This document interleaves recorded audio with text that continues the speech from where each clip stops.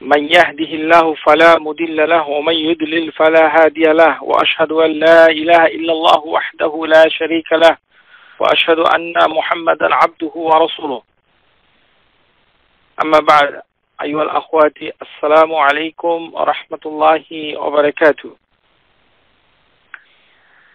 প্রিয় শ্রোতা বৃন্দ, আমরা নবী সাল্লাল্লাহু আলাইহি সাল্লামের সালাত সম্পাদনের পদ্ধতি তাকবীর থেকে সালাম পর্যন্ত এমন ভাবে যেন আপনি দেখছেন এই বইটি মূল আরবি কিতাব থেকে, যার লেখক হচ্ছেন মুহাম্মদ নাসিরউদ্দিন আল আলবানী রাহিমাহুল্লাহ তাআলা এবং অনুবাদ সম্পাদনা করেছেন আকরামুজ্জামান বিন আব্দুস সালাম আবু রাশাদ আজমাল বিন নূর।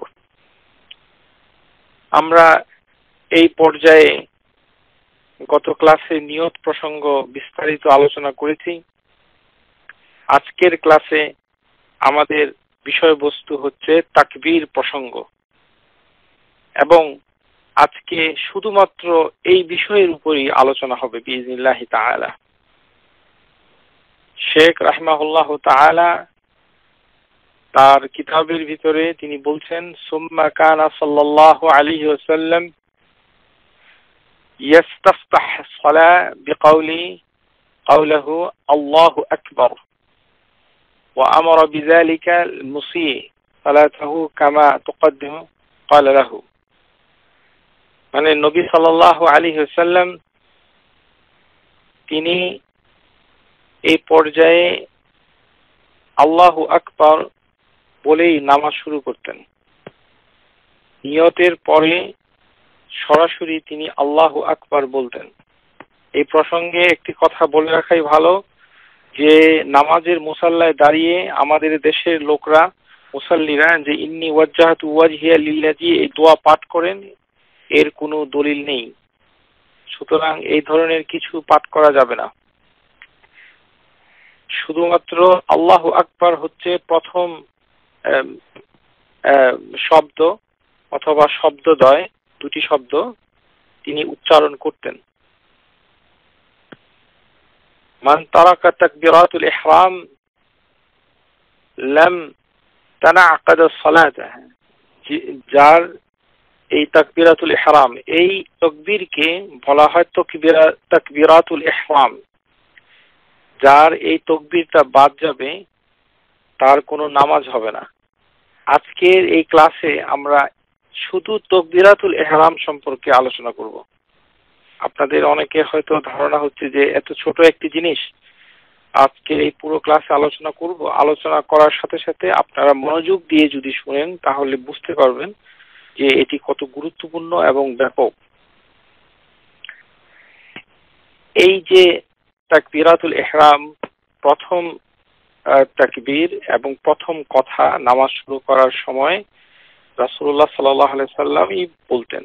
এবং তিনি যেই ব্যক্তি ভুল করেছিল, আপনারা সবাই জানেন যে এই যে সিফাতুস সালাতুন নবী কিতাবটুকু শেখ রাহিমাহুল্লাহ তাআলা উনি লিখেছেন, এই বইটি লেখা হয়েছে একটি হাদিসকে কেন্দ্র করে, একটি মাত্র হাদিসকে কেন্দ্র করে এই টোটাল বইটি আবর্তিত হয়েছে। মূলত এই বই, এই যে হাদিসটিকে বলা হয় আল হাদিসুল মুসি সালাতাহু, ওই যে ব্যক্তি মসজিদে নামাজ পড়তেছিলেন কিন্তু নবী সাল্লাল্লাহু আলাইহি সাল্লাম তাকে 3 বার বলেছেন যে তোমার নামাজ হয়নি, তুমি আবার নামাজ পড়ো। তিনি তাকে 3 বার বলেছেন ইরজিই ফাসাল্লি ফাইন্নাকা লাম তুসাল্লি, এই তুমি আবার নামাজ পড়ো, তোমার কিন্তু নামাজ হয়নি। ওই ব্যক্তি হচ্ছে মুসি, আরবিতে মুসি মানে হচ্ছে ভুলকারী, ত্রুটিকারী। নামাজে যিনি ভুল করেছে এই ব্যক্তির এই হাদিসটুকুই আমাদের হাদিসের জগতে বিখ্যাত হয়েছে। কেউ যদি নামাজ সঠিকভাবে করতে চায় তাহলে এই হাদিসের প্রতিটি শব্দ অক্ষর তাকে বুঝে পড়তে হবে, বুঝতে হবে। এই হাদিসকে বলা হয় আল হাদিসু মুসিল সালাতাহু, ভুলকারী, নামাজে ভুলকারীর হাদিস। এই হাদিসের ভিতরে নবী সাল্লাল্লাহু আলাইহি সাল্লাম ওই ভুলকারী ব্যক্তিকে বলছেন, ইযা কুমতা ইলা সলাতি ফাকাব্বিরু, তুমি যখন নামাজের জন্য দাঁড়াও তখন তুমি তাকবীর দাও। সুম্মা ক্বরা মা তায়াসসারা মা'আক মিনাল কুরআন, এবং তুমি তোমার জন্য যে যতটুকু কোরআন পড়া সহজ, যতটুকু কোরআন তুমি জানো সেই অংশটুকু পড়ো। সুম্মা আরকা হাত্তা তুতমাইন্না রাকিআন ثم يرفع حتى تعديل قائما ثم اسجد حتى تطمئن ساجدا ثم رفع حتى تطمئن جالسا وفعل ذلك في صلاتك كلها। এই হাদিসটুকু আমরা যদি আল্লাহ রহমতে আমি আপনাদের খেদমতে এই নামাজের ক্লাসগুলো নিতে থাকি তাহলে বারবার এই হাদিসটুকু চলে আসবে আমাদের আলোচনায়। সুতরাং আপনারা সবাই মনে রাখবেন যে হাদিসটুকুর নাম হচ্ছে আল হাদিসুল মুসিউ সালাতাহু, নামাজের ভিতরে ভুলকারী হাদিস। এই হাদিসের প্রথমেই নবী সাল্লাল্লাহু আলাইহি সাল্লাম তাকে বলছেন ইজা কুমতা ইলা সলা, যখন তুমি নামাজে দাঁড়াও, এখানে দাঁড়াতে বলেছেন। এবং দাঁড়ানো অবস্থায় ভালো করে শুনে রাখুন, এটি অনেক সহজ ব্যাপার নয়। শুধুমাত্র তাকবীরাতুল ইহরামের উপরে আজকে আলোচনা হবে। ইজা কুমতা ইলা সলা ফাকাব্বিরু, তার মানে হচ্ছে যে দাঁড়ানো অবস্থায় এই তাকবীরটুকু দিতে হবে। যদি দাঁড়ানো অবস্থায় না দেয়, আমরা বিষয়গুলি আলোচনা করব, তখন তার তাকবীর হবে না। আমরা এটি কিভাবে হচ্ছে না আমরা এটা বিস্তারিত আলোচনা করব। এখানে একটি জিনিস পরিষ্কার হচ্ছে যে এই যে তাকবীরাতুল ইহরাম, এই তাকবীরাতুল ইহরাম হচ্ছে নামাজের জন্য একটি রোকন।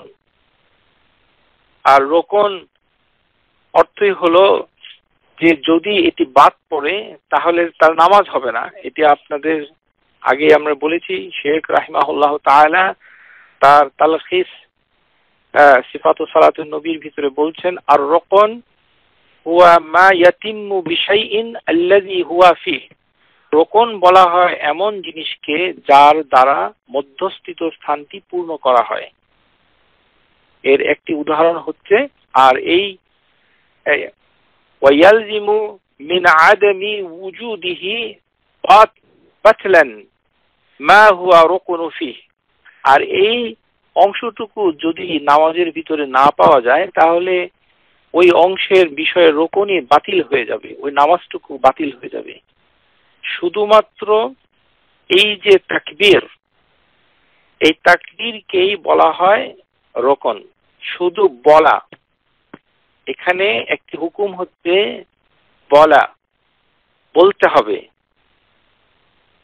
শেখ রাহিমাহুল্লাহ তাআলা তার তালখিস কিতাবের ভিতরে উনি বলছেন, সুম্মা ইয়াস্তাফতিহুস সালাহ বিকাউলিহি আল্লাহু আকবার, অতঃপর নামাজ শুরু করবে বলবে আল্লাহু আকবার, ওয়া হুয়া রুকন লিকাউলি সাল্লাল্লাহু আলাইহি ওয়াসাল্লাম মিফতাহুস সালাত তুহুর ওয়া তাহরিমুহা তাকবীর ওয়া তাহলিলুহা তাসলিম। যে এই হাদিসটুকু এসেছে আবু দাউদের ভিতরে এসেছে, তিরমিজিতে এসেছে, ইরওয়াউল গালিলের ভিতরে শেখ আলবানী রাহিমাহুল্লাহ এই হাদিসটিকে সহিহ বলেছেন যে নামাজের চাবি হচ্ছে পবিত্রতা অর্জন, মানে উযু করা এবং পাক পবিত্র হওয়া। ও তাকবীর হচ্ছে ও তাহরিমুহা তাকবীর, যে নামাজের ভিতরে প্রবেশ করতে হলে এই তাকবীর দিয়ে সবকিছুকে হারাম করে দিতে হবে। এই জন্য এই তাকবীরটাকে তাকবীরাতুল ইহরাম বলে, যেটি অন্য সময় হালাল, যেমন কথা বলা, পানাহার করা, তারপরে অন্য কোনো কিছু কাজ করা, কাউকে হাত দিয়ে ধরা, হাতে কাজ করা, চোখে কাজ করা, মুখ দিয়ে কাজ করা, এই ধরনের যাবতীয় কাজ আমাদের জীবনে হালাল। কিন্তু যখনই তাকবীর, এই প্রথম তাকবীরটুকু দেওয়া হবে, তখনই সবকিছু হারাম হয়ে যাবে। মুহাররিম হয়ে যাবে এই অর্থে। আর সালাম দিয়ে এই কাজগুলোকে আবার হালাল করতে হবে, তার মানে সালাম দিয়ে নামাজটাকে শেষ করতে হবে। এই এই হচ্ছে হাদিস। এখানে আমরা দেখতে পাবো যে এই অর্থে আমরা কতটুকু তাকবীরাতুল ইহরাম পালন করছি।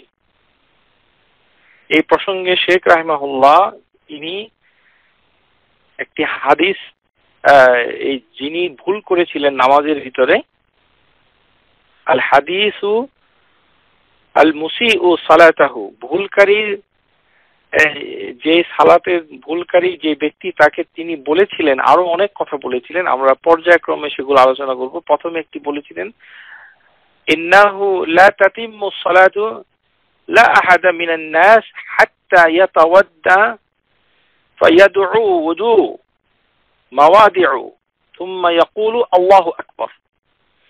যে নবী সাল্লাল্লাহু আলাইহি ওয়াসাল্লাম ওই লোকটিকে, ভুলকারীকে বললেন যে কারোর নামাজ ততক্ষণ পর্যন্ত পূর্ণ হবে না যতক্ষণ না সে ঠিক মতো উযু করে অতঃপর আল্লাহু আকবার বলে। তার মানে আল্লাহু আকবার বলতে হবে। এই ক্ষেত্রে ওয়াকানা নবী সাল্লাল্লাহু আলাইহি ওয়াসাল্লাম কানা ইয়ারফাউ সাওতাহু বিতাকবীর হাত্তা ইউসমিআ মিনাল খালফাহু। মুসলিম এবং নাসাইর ভিতরে এই হাদিসটুকু এসেছে। উনি নবী সাল্লাল্লাহু আলাইহি ওয়াসাল্লাম এই তাকবীর বলার সময় গলার কণ্ঠ উঁচু করতেন যেন পিছনের মুক্তাদিরা শুনতে পায়। আমরা এই প্রসঙ্গে একটি কথা বলে রাখা ভালো, ইমাম হচ্ছে যিনি আমাদের সামনে থাকেন, আর পিছনে যারা থাকেন তাদেরকে হাদিসের ভাষায় বলা হয় মা'মুম। যদিও আমাদের বাংলাদেশে মুক্তাদি বলে খুব বেশি প্রসিদ্ধ, কিন্তু মুক্তাদি এবং মা'মুম একই জিনিস।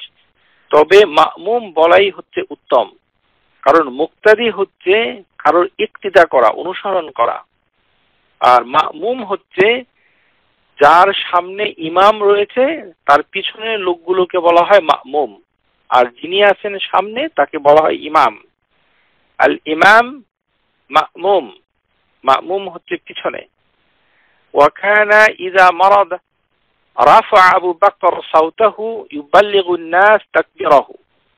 যেমন উনি নবী সাল্লাল্লাহু আলাইহি ওয়াসাল্লাম যখন অসুস্থ হয়ে পড়লেন তখন আবু বকর সিদ্দিক তিনি শুধু শব্দ উঁচু করে এই তাকবীরটুকু বলতেন যেন মানুষ শুনতে পায়। তখন তিনি বলতেন ওয়াকানা ইয়াকুল ইযা ক্বালা আল ইমাম, যখন ইমাম বলবে আল্লাহু আকবার ফাকুলু আল্লাহু আকবার, তখন তোমরা বলবে আল্লাহু আকবার। এখন আসুন বিস্তারিত আলোচনা করা যাক। তাকবীরাতুল ইহরাম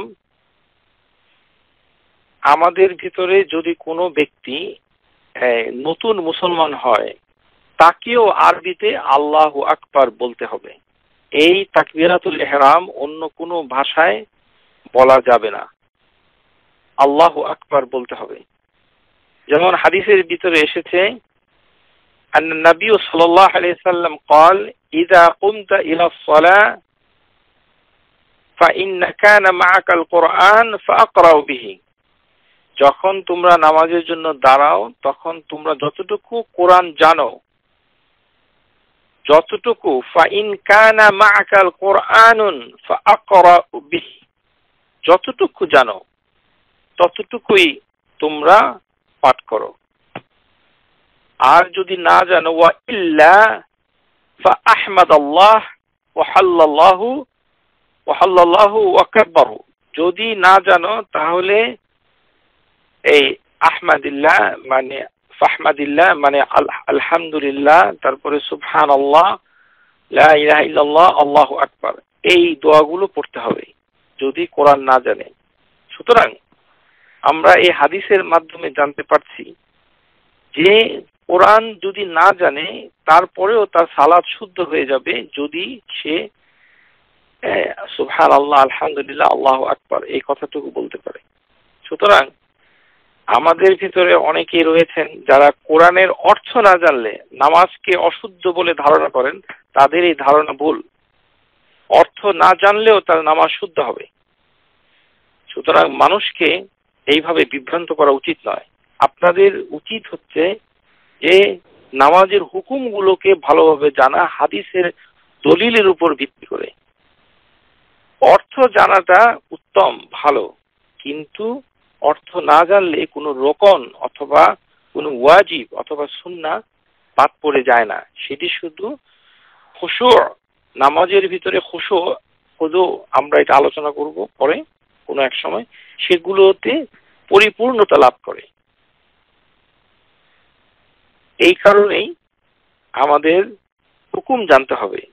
নামাজের ভিতরে পদ্ধতিগতভাবে অনেক ত্রুটি থাকা সত্ত্বেও আমাদের কেউ কেউ নামাজের ভিতরে কি পাঠ করছি, কি পড়ছি তার অর্থ নিয়ে আমরা অনেক যথেষ্ট পরিশ্রম করি। এগুলো হচ্ছে অতিরিক্ত।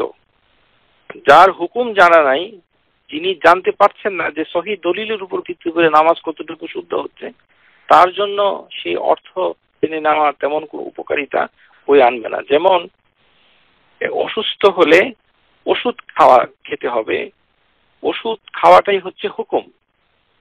ওষুধ খেলে কি উপকার হবে সেটি বই থেকে পাঠ করলে তার কোনো লাভ হবে না যতক্ষণ না পর্যন্ত সে হুকুম পালন না করবে। সুতরাং আমাদের হাদিসের উপর ভিত্তি করে দলিল দেখতে হবে যে আমাদের কি করতে হবে আর কি করা যাবে না।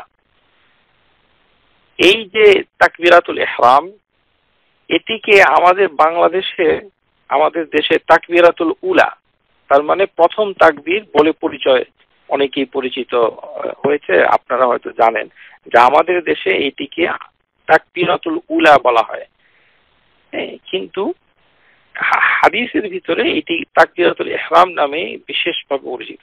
এই প্রথম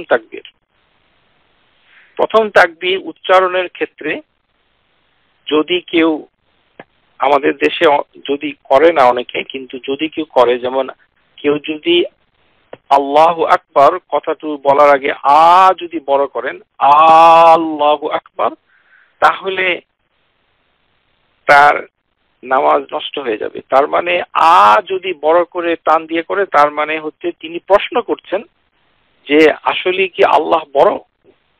তারপরে হচ্ছে আকবার, এই আকবার, এই বার যদি বড় করে সে করে, তাহলে আকবার এই কথাটির অর্থ হচ্ছে ঢোল অথবা বৃদ্ধ, পুরনো হয়ে গিয়েছে।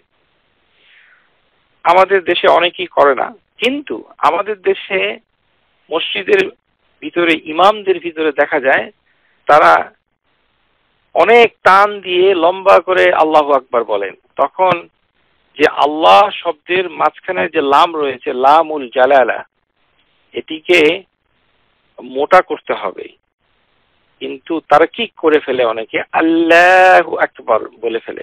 আল্লাহু আকবার অশুদ্ধ, কারণ আল্লাহ শব্দটি হচ্ছে আল্লাহু আকবার, এবং এটি খুব দ্রুত তাড়াতাড়ি এটি করতে হবে।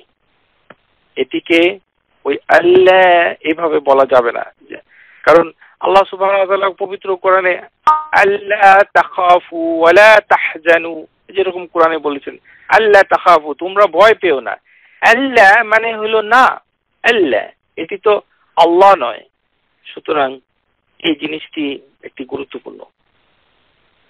আল্লাহু আকবার, এবং আপনারা লক্ষ্য করবেন বইয়ের ভিতরে আল্লাহু, এই হু এর উপরে একটি দম্মা রয়েছে, এবং আকবারু এই রায়ের উপরেও একটি দম্মা রয়েছে।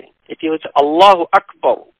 একটু রাটাকে যদি কন্টিনিউয়াস কেউ বলতে চায় আল্লাহু আকবারু আল্লাহু আকবারু এইভাবে বলতে হবে, কিন্তু আমাদের দেশে অনেকে আল্লাহু আকবার আল্লাহ বার আল্লাহ আল্লাহু আকবারা, এইখানে রায়ের উপরে কোনো ফাতহা নেই, এটি হচ্ছে দম্মা। যাই হোক, আল্লাহু আকবার আমাদের দেশের মসজিদগুলোতে ইমাম সাহেবরা যেভাবে বলেন 90% হচ্ছে ভুল। এর কারণ হচ্ছে তারা অনেক সময় লম্বা করে আল্লাহু আকবার বলেন। এই লম্বা করে আল্লাহু আকবার বলার কোনো দলিল নাই, এটিকে উঁচু করার দলিল রয়েছে। শব্দটিকে উঁচু করতে হবে। আজান দেওয়া আর তাকবীরাতুল ইহরাম বলা এক নয়। আজান একটি ভিন্ন ইবাদত, সেটার সাথে মিলিয়ে এরকম করে আল্লাহু আকবার বলা যাবে না। অধিকাংশ আলিমদের মতে সেটি হচ্ছে মাকরুহ। নামাজ যখন শুরু হয়, এই তাকবীরাতুল ইহরাম আমাদের দেশের লোকরা সাধারণত শব্দ করে পড়ে না, এমন ভাবে পড়ে ঠোঁট নেড়ে। আমাদের মহিলা মারাআতি বাংলাদেশের মুসলিম মারাআতি মুসলিমা যারা রয়েছেন, বাংলাদেশের মুসলিম মহিলারা, তারা কিভাবে এটি উচ্চারণ করে এটা আমার কোনো অভিজ্ঞতা নেই। তবে পুরুষদের দেখে আমি আঁচ করতে পারি, বাংলাদেশের পুরুষ এবং মহিলারা পুরুষের মতোই হবে।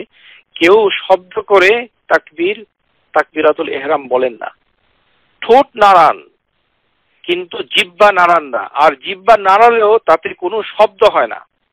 এই ধরনের নিঃশব্দে কোনো তাকবীরাতুল ইহরাম বলা কোনো দলিল নেই। আপনাদের এই জিনিসটুকু হানাফি মাযহাবের কিতাবগুলোতে রয়েছে যে শব্দ করার দরকার নেই, শুধু মনে মনে পাঠ করলেই হবে। কারণ তারা দুটো জিনিসের ভুল ব্যাখ্যা করেছে। তারা বলেছে, দলিল দিয়েছে যে আল্লাহ সুবহানাহু ওয়া তাআলা বলেছেন আকিমুস সালাহ, তোমরা নামাজকে কায়েম করো, প্রতিষ্ঠা করো। আর নবী সাল্লাল্লাহু আলাইহি সাল্লাম বলেছেন সাল্লু কামা রাআইতুমুনি উসাল্লি, তোমরা নামাজ পড়ো যেমন আমাকে নামাজ পড়তে দেখছো। তো এই যে দেখছো নামাজ পড়ো, তার মানে শুধু কাজের দিক থেকে নবী সাল্লাল্লাহু আলাইহি সাল্লামকে অনুসরণ করতে হবে, নকল করতে হবে, কিন্তু বলার দিক থেকে নয়। তারা এই হাদিসটুকু এবং ওই কোরআনের আয়াত থেকে ভুল দলিল নিয়েছে। অথচ আল্লাহ সুবহানাহু ওয়া তাআলা বলেছেন, পবিত্র কোরআনে আছে সূরা মুজাম্মিলের ভিতরে রয়েছে ফাকরাহু মা তায়াসসারা মিনাল কোরআন, যে তোমরা পাঠ করো যতটুকু তোমাদের জন্য সহজ। আর এই পাঠ করা কিভাবে করে, সেটি হচ্ছে জিহ্বাকে নাড়াতে হবে, শব্দ উচ্চারণ করতে হবে, আর্টিকুলেশন করতে হবে। যে শব্দ আপনি নিজের কানে শুনবেন এই পরিমাণে শব্দ উচ্চারণ করা চাই, যতটুকু আপনি শুনেন। আমাদের দেশের নামাজের ভিতরে এই ভুল হচ্ছে মস্ত বড় ভুল। পুরুষ মহিলা সবাই তারা যখন নামাজ পড়ে তারা আসলে বিড়বিড় করে, এই মুখের ঠোঁট দুটো নড়ে, কিন্তু কি পাঠ করছে সেটা সে নিজেও শুনে না, কানের ভিতরে নিজে শুনে না। এই ব্যাপারে আমরা বিস্তারিত আলোচনা করব। এই জন্য আল্লাহ সুবহানাহু ওয়া তাআলা পাঠ করাকে পবিত্র কোরআনে সূরা আল কিয়ামার ভিতরে বলেছেন লা তুহাররিক বিহি লিসানাকা লিতা'জালা বিহি, যে হে মুহাম্মদ সাল্লাল্লাহু আলাইহি ওয়াসাল্লাম, তুমি এই কোরআনকে আয়ত্ত করার জন্য তোমার জিহ্বাকে নাড়াবে না। লা তুহাররিক বিহি লিসানাকা লিতা'জালা বিহি, যে তার মানে কোরআনকে পাঠ করতে গেলে তাহাররিকুল লিসান, মানে জিহ্বাকে নাড়াতে হবে। আর আরেকটা জিনিস আপনারা খেয়াল করবেন, এখানে কিন্তু কারাআ বলা হয়েছে। কারাআ মানে হচ্ছে পড়া, পড়তে গেলে শব্দ উচ্চারণ করতে হবে, কিন্তু শব্দটা কম হবে, নিচু হবে। নিচু হওয়ার মানে এই না যে এই শব্দ আপনি নিজে শুনবেন না। সুতরাং যিনি নামাজ পড়ছেন, তিনি মামুম হোক আর ইমাম হোক, তাদের উভয়কেই আলাদা আলাদাভাবে তাকবীরাতুল ইহরাম বলতে হবে। এবং তাকবীরাতুল ইহরাম যদি জেহেরি নামাজ হয়, যে সকল নামাজ শব্দ করে কিরাত পাঠ করে, সে সকল নামাজে জোরে বলাটা ওয়াজিব, এটাই হচ্ছে হুকুম। তবে আস্তে করে বললেও নামাজ শুদ্ধ হয়ে যাবে।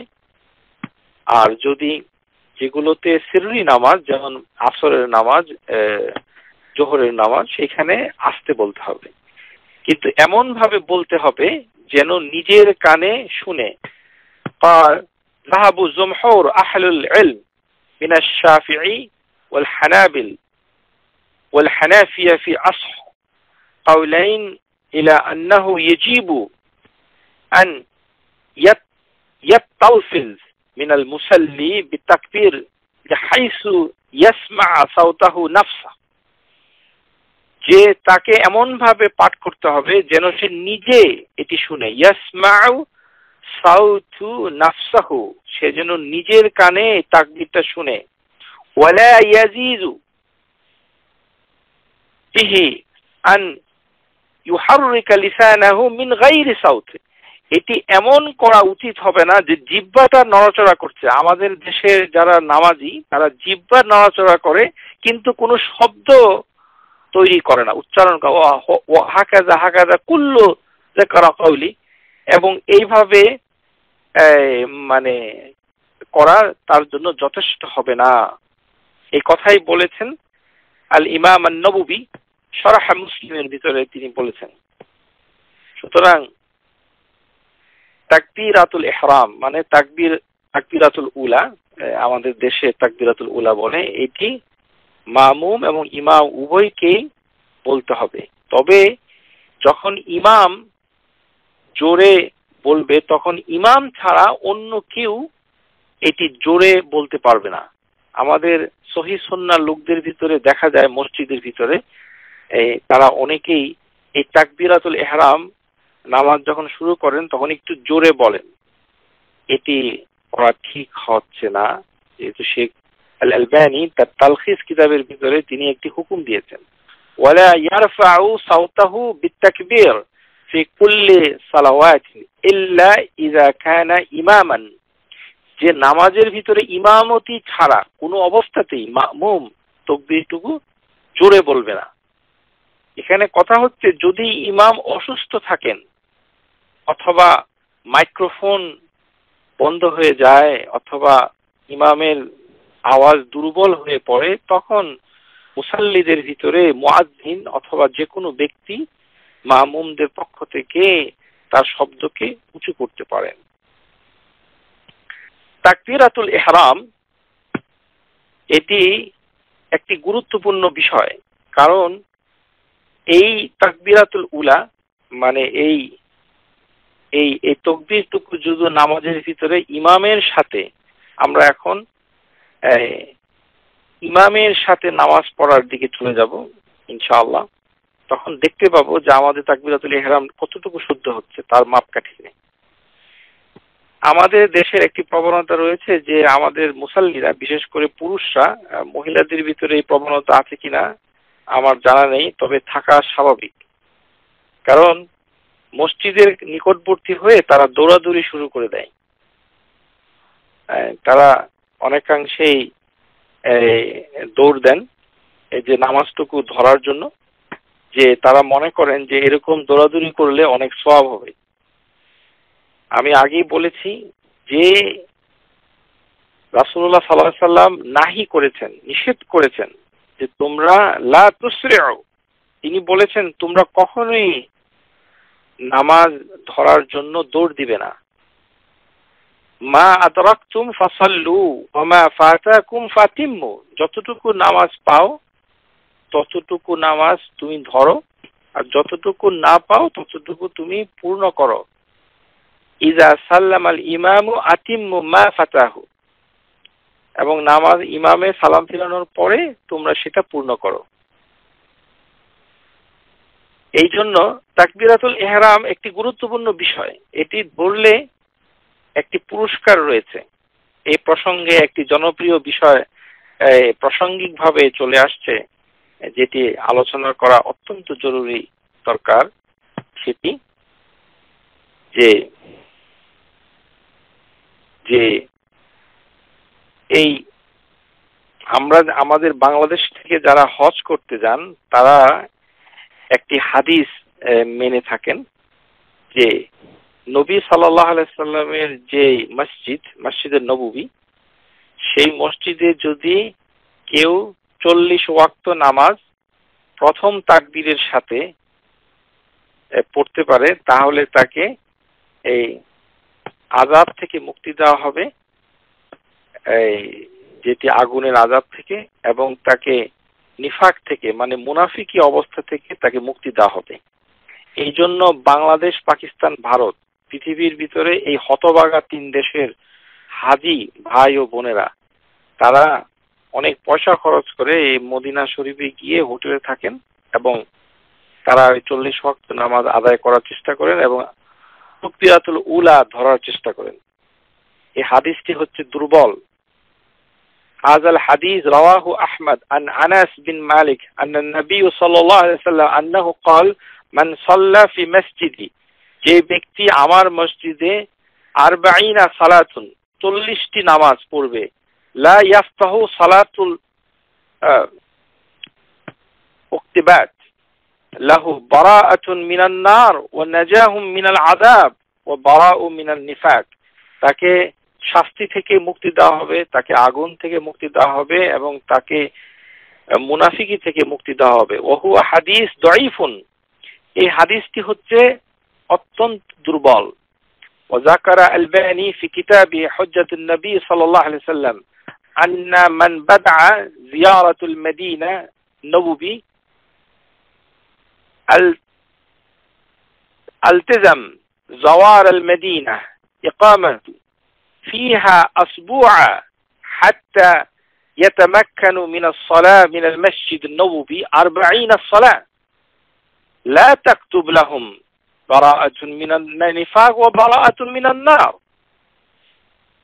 নবী সাল্লাল্লাহু আলাইহি সাল্লামের এই নামাজের ভিতরে 40 ওয়াক্ত নামাজ যদি প্রথম তাকবীরের সাথে পড়ে, এই জন্য এই হাজিরা এই মদিনা মুনাওয়ারাতে গিয়ে তারা অনেক 1 সপ্তাহ থাকেন। শেখ আলবানী তার কিতাবের ভিতরে বলছেন, তার কিতাব হচ্ছে হুজ্জাতুন নবী সাল্লাল্লাহু আলাইহি সাল্লাম, এই কিতাবের ভিতরে বলছেন যে সেখানে তারা থাকেন এবং মসজিদে নামাজ পড়েন, 40 ওয়াক্ত নামাজ পড়েন এবং এই নামাজ পড়লে 40 ওয়াক্ত নামাজ পড়লে তাকে সে নিফাক থেকে আগুন থেকে মুক্তি দেওয়া হবে না, কারণ হাদিসটি সহিহ নয়। বরঞ্চ যাকারাহু শাইখ আল-আলবানী ফি সিলসিলাতি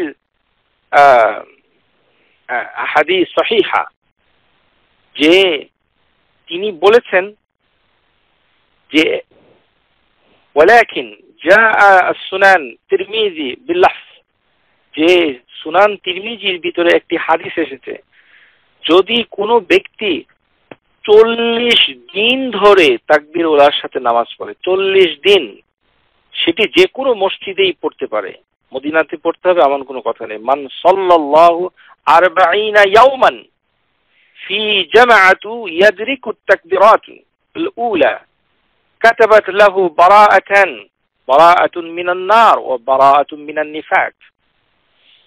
এই হাদিসটুকু আশ্চর্যজনকভাবে ইমাম আত-তিরমিজি দুর্বল বলেছিলেন, কিন্তু শেখ আলবানী রাহিমাহুল্লাহু তাআলা তিনি বলেছেন এটি হাসান, এটি আমলযোগ্য। সুতরাং আমরা দেখতে পাচ্ছি যে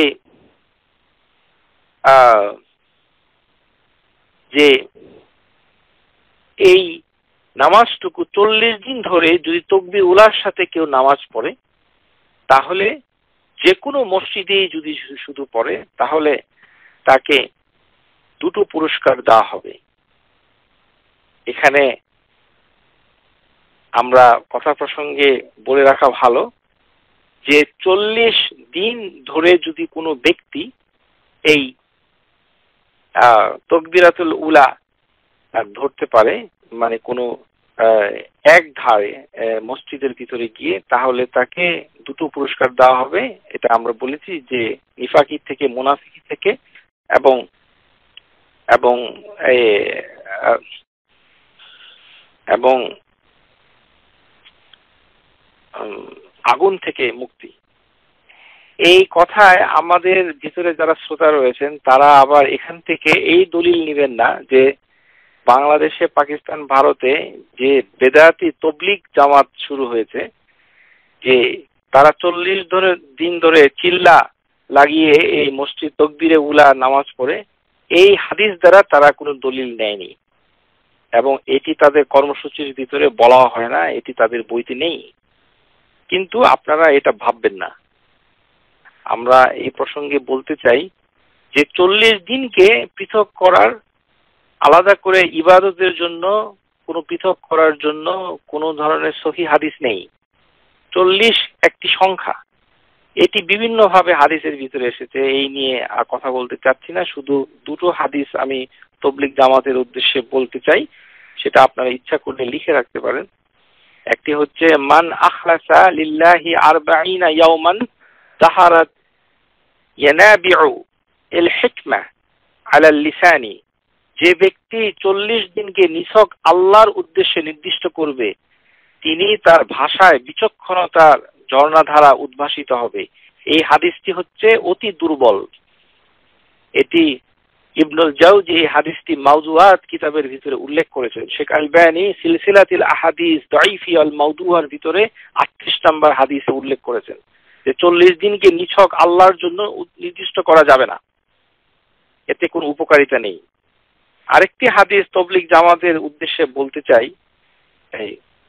এই যে তাবলীগ জামাতের লোকরা, তারা মাসে 3 দিন অথবা দৈনিক 2.5 ঘন্টা এই যে আমল করার জন্য একটি কথা বলে থাকে, এটি কিন্তু দলিল হিসাবে যে হাদিস, আসলে তারা হাদিস ব্যবহার করে কিনা জানি না, তবে মনে হয় তাদের যে কিবার আল উলামা, তাদের যে মুরব্বী, তারা হয়তো এই হাদিস থেকে হয়তো দলিল নিয়েছেন।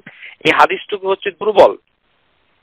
এই হাদিসটুকু হচ্ছে ইন্নাকুম ফি জামান মান তারাকা মিনকুম উসরা মা আমিরা বিহি হালাক। তোমরা এমন এক যুগে এসেছো, তোমাদের যে ব্যক্তি নির্দেশিত কর্মের 1/10 ছেড়ে দিবে, সে ধ্বংস হয়ে যাবে। এই হাদিসের ভিতরে বলা হচ্ছে হাদিস দুর্বল, এটি আমল করা যাবে না। আমি শুধু আপনাদের বোঝার জন্য বলছি হাদিসটুকু। হাদিসটুকু তিরমিজিতে এসেছে, এই হেলিয়াতে এসেছে, কিন্তু হাদিসটুকু গরীব, দুর্বল। এই হাদিসটুকু অত্যন্ত দুর্বল। এখানে বলা হচ্ছে যে তোমরা এমন এক যুগে এসেছো যে তোমাদের মধ্যে যে ব্যক্তি নির্দেশিত কর্ম, যেগুলো নির্দেশ করা হয়েছে, তার যদি 1/10 ছেড়ে দাও, মানে 10 ভাগের 1 ভাগ, তাহলে সে ধ্বংস হয়ে যাবে। সুম্মা ইয়াতি জামান মান আমিলা মিনহুম বিউশরিন মা আমিরা বিহি নাজান। অতঃপর এমন একটি যুগ আসবে, মানে তাবলীগ জামাতের লোকদের ধারণা এই যুগটি বর্তমান যুগ, নাউযু বিল্লাহি মিন যালিক। এবং এই যুগ আসলে কেউ যদি নির্দেশিত কর্মের 1/10 উপরে আমল করে, তাহলে সে নাজাত পেয়ে যাবে। মানে যেই কাজগুলো আল্লাহ সুবহানাহু ওয়া তাআলা নির্দেশ করেছেন, তার 1/10, 10 ভাগের 1 ভাগ করলেই সে নাজাত পেয়ে যাবে। এখান থেকে অঙ্ক করে 2.5 ঘন্টা বের করা হয়েছে, মানে 24 ঘন্টায় হচ্ছে একদিন। 24 ঘন্টাকে 10 ভাগের 1 ভাগ দিয়ে যদি পূরণ দেন, তাহলে 2.4 আসে। ওই 2.4 ঘন্টা মানে হচ্ছে 2.5 ঘন্টা। আর 30 দিনে 1 মাস, 30কে 1/10 দিয়ে পূরণ দিলে সেখানে আসে 3 দিন। ওই হচ্ছে 1/10, মানে 30 দিনের 1/10 হচ্ছে 3 দিন। এইভাবে করেছে। এই হাদিসটুকু হচ্ছে দুর্বল। সুতরাং এই প্রসঙ্গে তাবলীগ জামাত সম্পর্কে আর কোনো কথা না বলাই উত্তম, কারণ এটি আমাদের আলোচনার বিষয় নয়। শুধুমাত্র বলতে চাই যে 40 দিন যদি আপনারা তাকবীরাতুল ইহরামের সাথে নামাজ পড়েন, তাহলে 2টো পুরস্কার রয়েছে। তার মানে এই নয় যে যে সকল মহিলা রয়েছেন তারা সবসময় মসজিদের ভিতরে গিয়ে প্রতি ওয়াক্তের নামাজ এই মসজিদে তাকবীরাতুল উলার সাথে পড়বেন, এটি ঠিক নয়। আমরা ঠিক করেছি আগামী ক্লাসে মসজিদের হুকুম মহিলাদের জন্য আলাদা করে আমরা একটি ক্লাস নিব ইনশাআল্লাহ তাআলা। শুধু মসজিদের সাথে সংশ্লিষ্ট মহিলাদের কি কি হুকুম রয়েছে, নামাজের সাথে মসজিদের সাথে সংশ্লিষ্ট, সেখানে আমরা এই প্রসঙ্গে বিস্তারিত আলোচনা করব। কারণ সালাতুল মারআতু ফি বাইতিহা খায়রুন মিন সালাতিহা ফিল মসজিদ, যে মহিলাদের নামাজ বাসার ভিতরে অতি উত্তম, সেটি মসজিদ থেকে অতি উত্তম। সালাতুল মারআতু ফি বাইতিহা আফদালু মিন সালাতিহা ফিল মসজিদ। এটি বিভিন্ন দলিলের মাধ্যমে প্রতিষ্ঠিত। আমরা শুধু এটি আগামী ক্লাসে ইনশাআল্লাহ মহিলাদের মসজিদে নামাজের বিষয় নিয়ে আমরা বিস্তারিত কথা বলবো, তখন এটি আলোচনা হবে। এই ক্ষেত্রে মহিলাদের যেটা করা উচিত সেটি হচ্ছে তার নিয়তকে সংশোধন করা। তিনি যদি প্রতিটি নামাজ তার আউয়াল ওয়াক্ত, যখন নামাজের ওয়াক্ত শুরু হয়, যেমন আসরের নামাজের ওয়াক্ত আমি গত ক্লাসে আলোচনা করেছি, বাংলাদেশের ক্যালেন্ডার অনুযায়ী পড়লে সেটি আউয়াল ওয়াক্ত হবে না। এরকম করে প্রতিটি নামাজ যদি সে এরকম নিষ্ঠার সাথে আউয়াল ওয়াক্তে বাসার ভিতরে নির্দিষ্ট জায়গায়, হাদিস আমরা আলোচনা করব আগামী ক্লাসে, সেভাবে যদি আদায় করে নবী হাদিস থেকে অনুসরণ করার জন্য তাকেও আল্লাহ সুবহানাহু ওয়া তাআলা সেই নিফাক থেকে আর আগুন থেকে মুক্তি দিবে ইনশাআল্লাহ তাআলা। এখন যারা আমরা মসজিদে নামাজ পড়ি তাদের ভিতরে আমরা দেখতে পাই, আমরা যখন তাহিয়াতুল মসজিদ পড়ি, তাহিয়াতুল মসজিদে আমি এই প্রসঙ্গে একটি কথা বলে রাখতে চাই, এটিও আমি আগামী ক্লাসে আলোচনা করব। শুধু একটি কথা বলতে চাই, সেটি হচ্ছে যে ভুল করে যদি মসজিদে আমরা বসে পড়ি তাহলে কিন্তু উঠে আবার নামাজ পড়া যাবে, এটি কোনো সমস্যা নয়। যে জিনিসটুকু গত ক্লাসে আলোচনা করেছি সেটা হচ্ছে যে কোনো কারণে কেউ যদি নামাজ পড়ে ফেলে, অন্য কোনো নামাজ, তাহলে আর তাহিয়াতুল মসজিদ, আমি দুঃখিত, তাহিয়াতুল মসজিদ, যে নামাজটুকু আমরা মসজিদে প্রবেশ করলেই পড়ি, ইযা দাখালা আহাদুকুমুল মসজিদ ফালা ইয়াজলিস হাত্তা ইউসাল্লি রাকাতাইন, রাওয়াহুল বুখারী ও রাওয়াহু মুসলিম। তোমরা যখন মসজিদে কেউ প্রবেশ করো তখন তোমরা বসো না, হাত্তা ইউসাল্লিয়া রাকাতাইন, 2 রাকাত নামাজ না পড়ে তোমরা বসো না। সেই জন্য মহিলা এবং পুরুষ যারাই মসজিদে প্রবেশ করবে তাদেরকে এই 2 রাকাত নামাজ পড়তে হবে। যদি কেউ ভুল করে বসে পড়ে তাহলে ভুল সত্ত্বেও সে যখনই তাকে কেউ স্মরণ করিয়ে দিবে অথবা মানে তার মনে পড়বে, সে দাঁড়িয়ে আবার পড়তে পারবে, সেটি নামাজটুকু অশুদ্ধ হবে না। এবং এই ক্ষেত্রে আমরা বিস্তারিত আগামী ক্লাসে আলোচনা করব ইনশাআল্লাহ। শুধুমাত্র কোনো নামাজ পড়ে যদি ফেলে তাহলে তাকে আবার কাজা আদায় করার কোনো প্রয়োজন নেই, এইটুকুই বলতে চাই। এখন মসজিদের ভিতরে যখন আমরা এই তাহিয়াতুল মসজিদ পড়তে থাকি তখন দেখা গেল যে ইমাম এই নামাজ শুরু করে দিচ্ছেন, তখন আপনি কিভাবে নামাজটুকু ধরবেন? তখন আপনাকে অবশ্যই নামাজটুকু ছেড়ে দিতে হবে, কারণ হাদিসের ভিতরে এসেছে যে যখন কোনো নামাজ দাঁড়িয়ে যায় তখন অন্য কোনো নামাজ নেই সেই নামাজ ছাড়া। এটি হচ্ছে হাদিস যে লা সালাতা ইল্লা বিসালাতুল মাকতুবাত, যে এখন যিনি 1 রাকাত পেল, এখানে হাদিসের ভিতরে সহিহ মুসলিমের ভিতরে হাদিস নাম্বার 710, ইযা আকিমতুস সালাহ উকিমাতুস সালাহ ইযা উকিমাতুস সালাহ ফালা সালাতা ইল্লা মাকতুবাত, যে যখন ফরজ নামাজ দাঁড়িয়ে যায় তখন আর কোনো নামাজ নাই। আর তাকে লক্ষ্য করতে হবে যে ওই নামাজটুকু ছেড়ে দিয়ে তখন ওই যে ফরজ নামাজ শুরু হয়েছে সেটি তাকে ধরতে হবে। এক্ষেত্রে স্কলারদের ভিতরে কিছুটা হুকুমের পার্থক্য রয়েছে, যেমন শেখ উসাইমিন শরহুল মুমতি' এই কিতাবের ভিতরে বলেছেন কেউ যদি তাহিয়াতুল মসজিদ শেষ রাকাতে থাকে তাহলে সে ইচ্ছা করলে সেটি দ্রুত সংক্ষিপ্ত করে পড়ে তারপরে এই জামাতের সাথে যোগ দিতে পারে। তবে হুকুমটি হচ্ছে যখন ইকামা দেওয়া হয় তখন নতুন করে তাহিয়াতুল মসজিদে আর পড়া যাবে না, এটি হচ্ছে হুকুম। এখন যে আমরা জানি যে এই মসজিদের ভিতরে প্রবেশ করার সময় দৌড়াদৌড়ি করা যাবে না। এই ক্ষেত্রে আবারও বলছি, লা ইয়াসআ ইলা সালাহ ওয়াল ইয়াতিয়াহা বিসাকিনা ওয়াল ওয়াকার। ইমাম আল বুখারী তার কিতাবুল আযান এই চ্যাপ্টারের ভিতরে তিনি বলেছেন, যখন ইজা সামি'তুমুল ইকামা ফামশু ইলা সালাহ, যখন ইকামা দেওয়া হয়, যেমন আমাদের মানে মুসাল্লিরা এই ধূপ ধাপ শব্দ করেন, মসজিদের ভিতরে নামাজ শুরু হয়ে গেছে, এখন অস্থির, একেবারে জুতা খুলে অনেকে এসে আরেকজনের উপরে গিয়ে পড়ে যাচ্ছে, কারণ তারা পরহেজগারি দেখাতে যাচ্ছেন।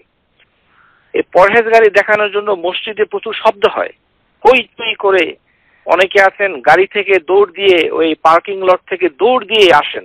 মহিলাদের ভিতরে আমি দৌড়াতে দেখেছি। এই সকল দৌড়াদৌড়ি করা মহিলা পুরুষ সবার জন্য হারাম, করা যাবে না। জীবনের সব ক্ষেত্রে দৌড় দেওয়া যাবে, কিন্তু যখন ইকামা দেওয়া হয় নামাজের জন্য তখন দৌড়ানো যাবে না। রাসূলুল্লাহ সাল্লাল্লাহু আলাইহি ওয়াসাল্লাম বলছেন, ইজা সামি'তুমুল ইকামা ফামশু ইলা সালাহ ওয়া আলাইকুম বিসাকিনা ওয়াল ওয়াকার, যে তোমরা যখন নামাজের জন্য ইকামত দেওয়া হয় তখন তোমরা আস্তে আস্তে হেঁটে যাও নামাজের দিকে, তোমাদের উপরে সাকিনা থাকতে হবে, ট্রাঙ্কুইলিটি থাকতে, কামনেস, খুব ঠান্ডা, তারপরে গম্ভীর ভাবে যেতে হবে, ওয়াকার, স্থির ভাবে। শুধু দুইটি হুকুম দিয়েই তিনি ক্ষান্ত হননি, উনি বলেছেন ওয়ালা তুসরিউ, তোমরা দৌড় দিবে না।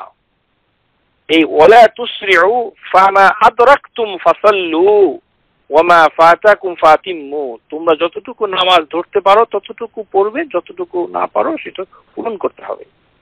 সুতরাং নামাজ ধরার জন্য তাড়াহুড়া করা যাবে না, দৌড়াদৌড়ি করা যাবে না, এটি গর্হিত কাজ, এটি গুনাহ হবে।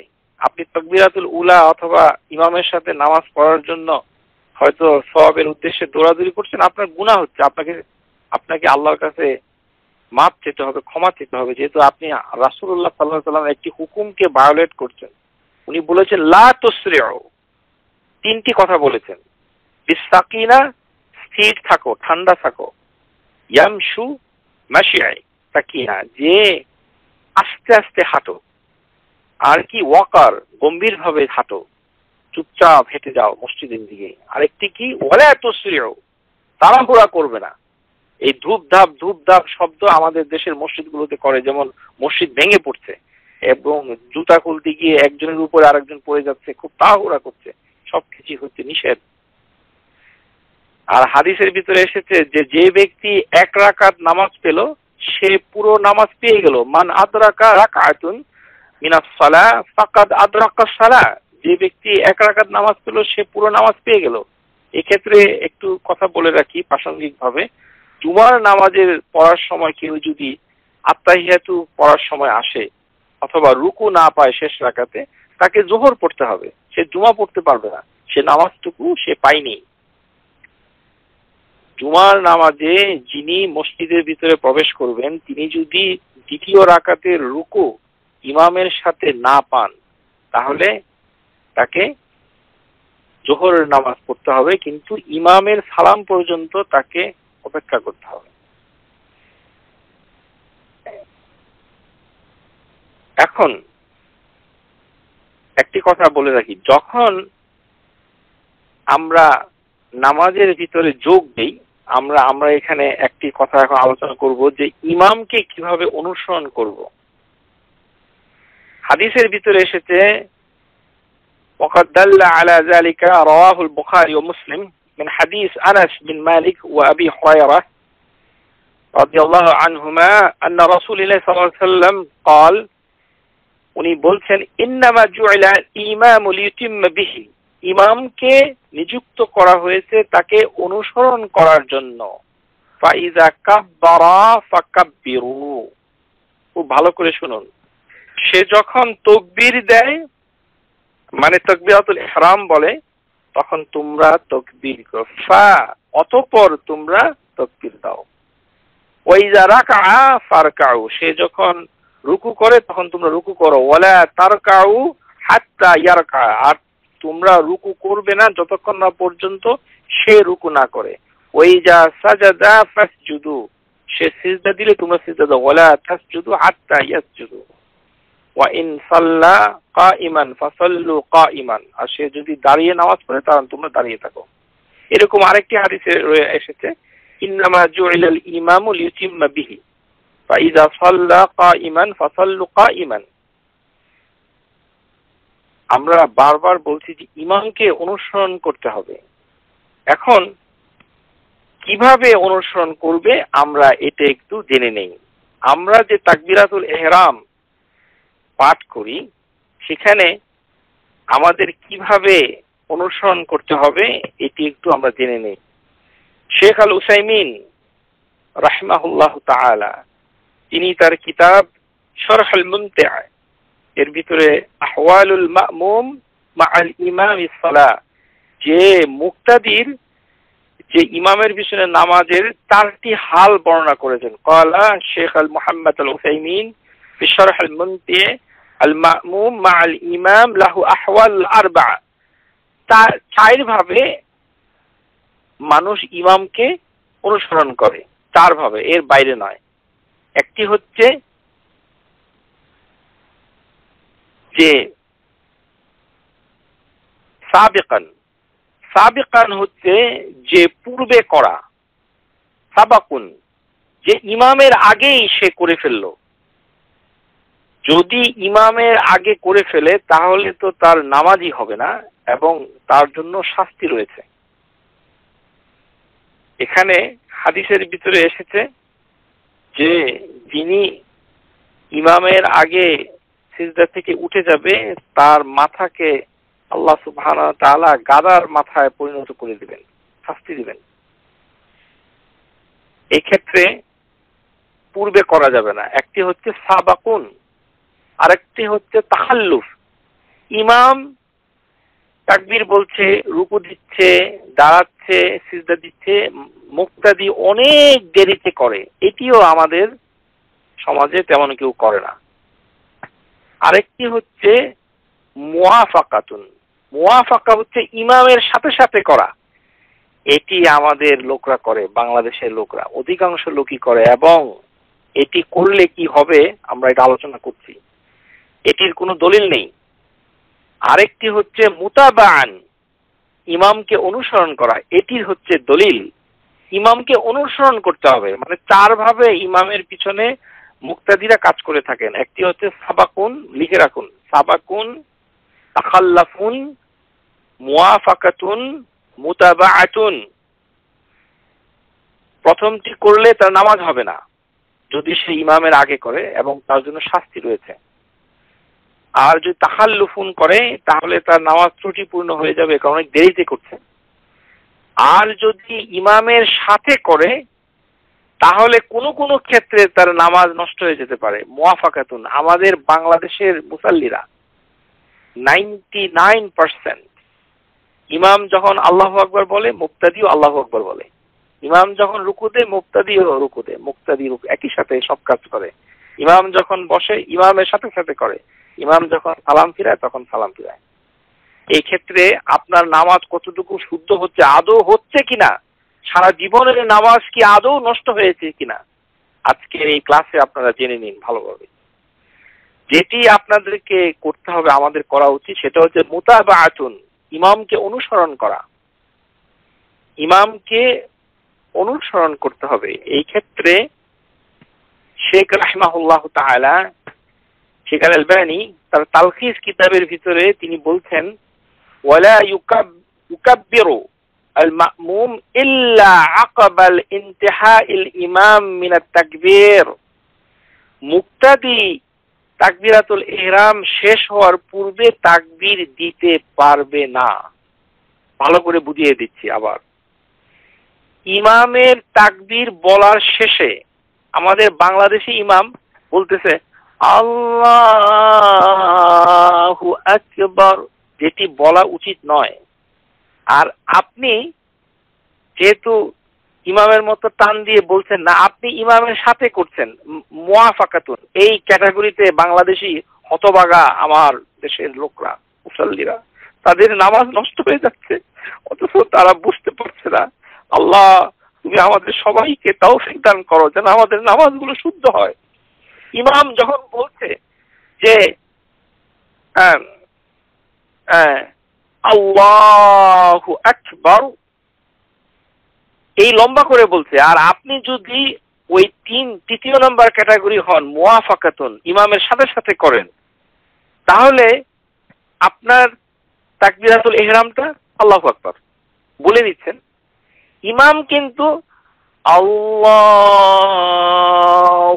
আকবার, তার মানে এখানে সময় নিয়েছে প্রায় 30 সেকেন্ডের মতো, আর আপনি বলেছেন আল্লাহু আকবার, তার মানে আপনি ইমামের আগেই নামাজে প্রবেশ করেছেন। আপনার নামাজ হবে না, তাবদিল, বাতিল হয়ে যাবে। অধিকাংশ স্কলার, জমহুর আল উলামা, শুধুমাত্র ইমাম আশ-শাওকানি রাহিমাহুল্লাহ তাআলা এক্ষেত্রে বলেছেন নামাজ ত্রুটিপূর্ণ হয়ে যাবে, তার গুনাহ হবে।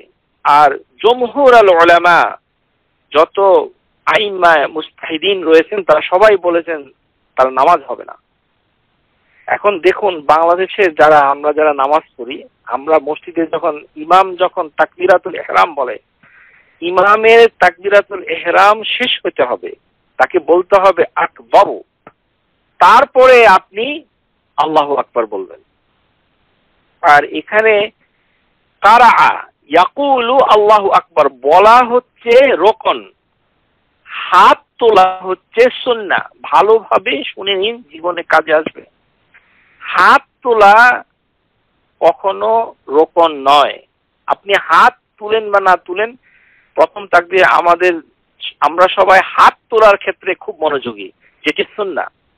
কিন্তু আপনি যদি, আমি আবারও বুঝিয়ে বলছি, বাংলাদেশের একজন ইমাম, হতভাগা দেশের একজন ইমাম, সে যেহেতু হাদিস জানে না ভালোভাবে, সেই জন্য সে অনেক শব্দ করে আল্লাহু আকবার বলছে। আপনি বাংলাদেশের একজন মহিলা, আপনি তো লম্বা করে এমনি আল্লাহু আকবার বলবেন না, আপনি তাড়াতাড়ি বলে ফেলে আল্লাহু আকবার। তাহলে ইমাম আল্লাহু আকবার এই কথাটুকু বলার আগেই আপনার আল্লাহু আকবার বলা হয়ে গেছে। তার মানে আপনি নামাজের ভিতরে প্রবেশ করেছেন ইমামের আগে, সাবাকুন, আপনি আগে হয়েছেন। যারা ইমামের আগে নামাজের ভিতরে প্রবেশ করবে জামাতে, তাদের নামাজ নাই, তাকে নামাজ আবার পড়তে হবে, কারণ তার নামাজ হয়নি, ইমামকে সে অনুসরণ করেনি। ইমামকে অনুসরণ যদি সে না করে, তাহলে তার নামাজ হয়নি। এই জন্য ইমাম তার তাকবীর, কিন্তু যদি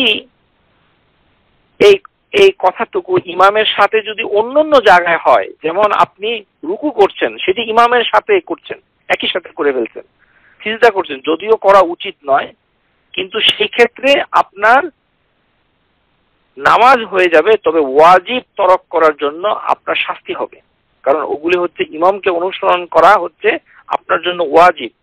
আমরা ওই প্রসঙ্গগুলোতে যাচ্ছি না, শুধুমাত্র তাকবীরাতুল ইহরামে আপনাদের সবার দৃষ্টি আকর্ষণ করছি যে আম্মা ফি তাকবীরাতুল ইহরাম ফাইন্নাকা লাউ কাব্বারাত ক্বাবলা আন ইউতাম্মা আল ইমাম তাকবীরাতুল ইহরাম লাম তানআকাদ সালাতুকা আসল। যে যদি কোনো ব্যক্তি ইমামের আল্লাহু আকবার বলার আগেই সে নিজে তাকবীর বলে ফেলে, এবং বাংলাদেশে সবাই বলছে, কারণ ইমাম তো লম্বা করে বলছে, আমি আবারও বলছি, জিনিসটি বুঝতে হবে মনোযোগ দিয়ে। ইমাম বলছে আল্লাহু আকবার, আর আপনি হচ্ছেন ইমামের সাথে সাথে কাজ করার দলের লোক, মানে বাংলাদেশের হতভাগা মুসাল্লি, আপনি আস্তে করে বলে আল্লাহু আকবার, তাহলে আপনার তাকবীর ইমামের তাকবীরের আগেই হয়ে গেল। তাহলে আপনার এই নামাজ রোকন বাদ পড়ে গেছে। আপনার রোকন যেহেতু নেই, তার মানে আপনার কোনো নামাজ নেই। আবার আমাদের বাংলাদেশে কিছু ইমাম রয়েছে, মুয়াজ্জিন যখন কাদ কামাতিস সালাহ বলে, তখন ইমাম বলে ফেলে আল্লাহু আকবার। এটির কোনো দলিল নেই, এটি হচ্ছে অত্যন্ত গর্হিত। খুব সম্ভবত বাংলাদেশে আশরাফ আলী থানভীর অনুসারীরা এই কাজটা করে, আল্লাহ নোজ বেস্ট। কিন্তু এগুলো করে আমাদের দেশের কিছু মৌলানারা রয়েছেন। মুয়াজ্জিন তার ইকামা শেষ করেননি, বলছেন কাদ কামাতিস সালাহ, কাদ কামাতিস সালাহ। তারা গবেষণা করে বের করেছেন যে কাদ কামাতিস সালাহ হলো নামাজের জন্য দাঁড়িয়ে যাও, তার মানে তিনি আল্লাহু আকবার বলে নামাজের ভিতরে প্রবেশ করলেন। এটি তো করার কোনো দলিল নেই, এটি করা যাবে না। ইমামকে প্রথমে না, এই মুয়াজ্জিনকে মুয়াজ্জিনের কাজ করতে দিতে হবে, তারপরে যারা এই ইমামের কাজ করবে, এটি হচ্ছে দলিল। সুতরাং এইভাবে করতে হবে। লাআন্নাহু লা বুদ্দা আন তাতিয়া বিতাকবীরাতুল ইহরাম বাদা ইনতিহাল ইমাম। ভালোভাবে শুনে রাখুন, ইনতিহা আল ইমাম, এই কথাটুকু শেখ আলবানী রাহিমাহুল্লাহ তাআলা তার তালখিজ কিতাবের ভিতরে, শেখ আল উসাইমিন রাহিমাহুল্লাহ তাআলা তার শরহ আল মুমতি' এই কিতাবের ভিতরে তিনি বলেছেন যে ইমামের কথা তাকবীর শেষ হওয়ার পরে আমাদের তাকবীর দিতে হবে, তাকবীরাতুল ইহরাম। আর সালামের ক্ষেত্রে বলছি, আমাদের দেশের মসজিদগুলোতে আমরা সাধারণত এখানে প্রাসঙ্গিকভাবে বলতে হবে যেন আমরা সালামটুকু বুঝতে পারি। আমাদের দেশে আমরা যখন সালাম ফিরাই, ইমাম সালাম ফিরাচ্ছে আসসালামু আলাইকুম ওয়া রাহমাতুল্লাহ, আর আমাদের বাংলাদেশে যেহেতু আমরা হতভাগা, আমরা প্রথম সালামের সাথেই সালাম ফিরাচ্ছি। আপনার সালাম যদি আগেই শেষ হয়ে যায়, তার মানে ইমামের নামাজ ছাড়ার আগেই আপনি নামাজ ছেড়ে দিয়েছেন। ইমাম বলছে, কারণ বাংলাদেশ ইমাম তো সে সুর করে, গানের সুরে অথবা অন্য কোনো সুরে, আল্লাহই ভালো জানেন কি সুরে, মানে সালাম তাকবীর ইকামা এগুলো আযানের সাথে এখানে মিলিয়ে ফেলেছেন। তিনি বলছেন আসসালামু আলাইকুম ওয়া রাহমাতুল্লাহ। বলুন, কোনো দোষ নাই, সালাম জুড়ে বলুন, কিন্তু দোষ হচ্ছে আপনার, আপনি ইমামের সাথে সাথে কাজ করেন, কারণ আপনার ক্যাটাগরি হচ্ছে মুওয়াফাকাতুন, আপনি মুতাবাআতুন ক্যাটাগরিতে নন, ইমামকে অনুসরণ করেন না, আপনি ইমামের সাথে সাথে করেন। আর আপনি বলে ফেললেন আসসালামু আলাইকুম ওয়া রাহমাতুল্লাহ, আপনি তাড়াতাড়ি বলে ফেললেন, তার মানে তার রহমাতুল্লাহ শেষ হওয়ার আগেই আপনার রহমাতুল্লাহ শেষ হয়ে গেছে, তার মানে ইমামকে নামাজের ভিতরে রেখেই আপনি নামাজ থেকে বের হয়ে গেছেন।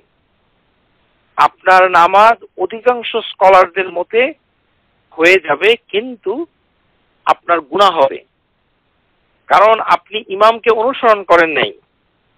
এই জন্য নিয়ম হচ্ছে যে যখন ইমাম সালাম দেয় তার দুটো সালাম হওয়ার পর আপনারা সালাম দিবেন, না হলে আপনি সালাম দিতে পারবেন না, এটি হচ্ছে আদাব।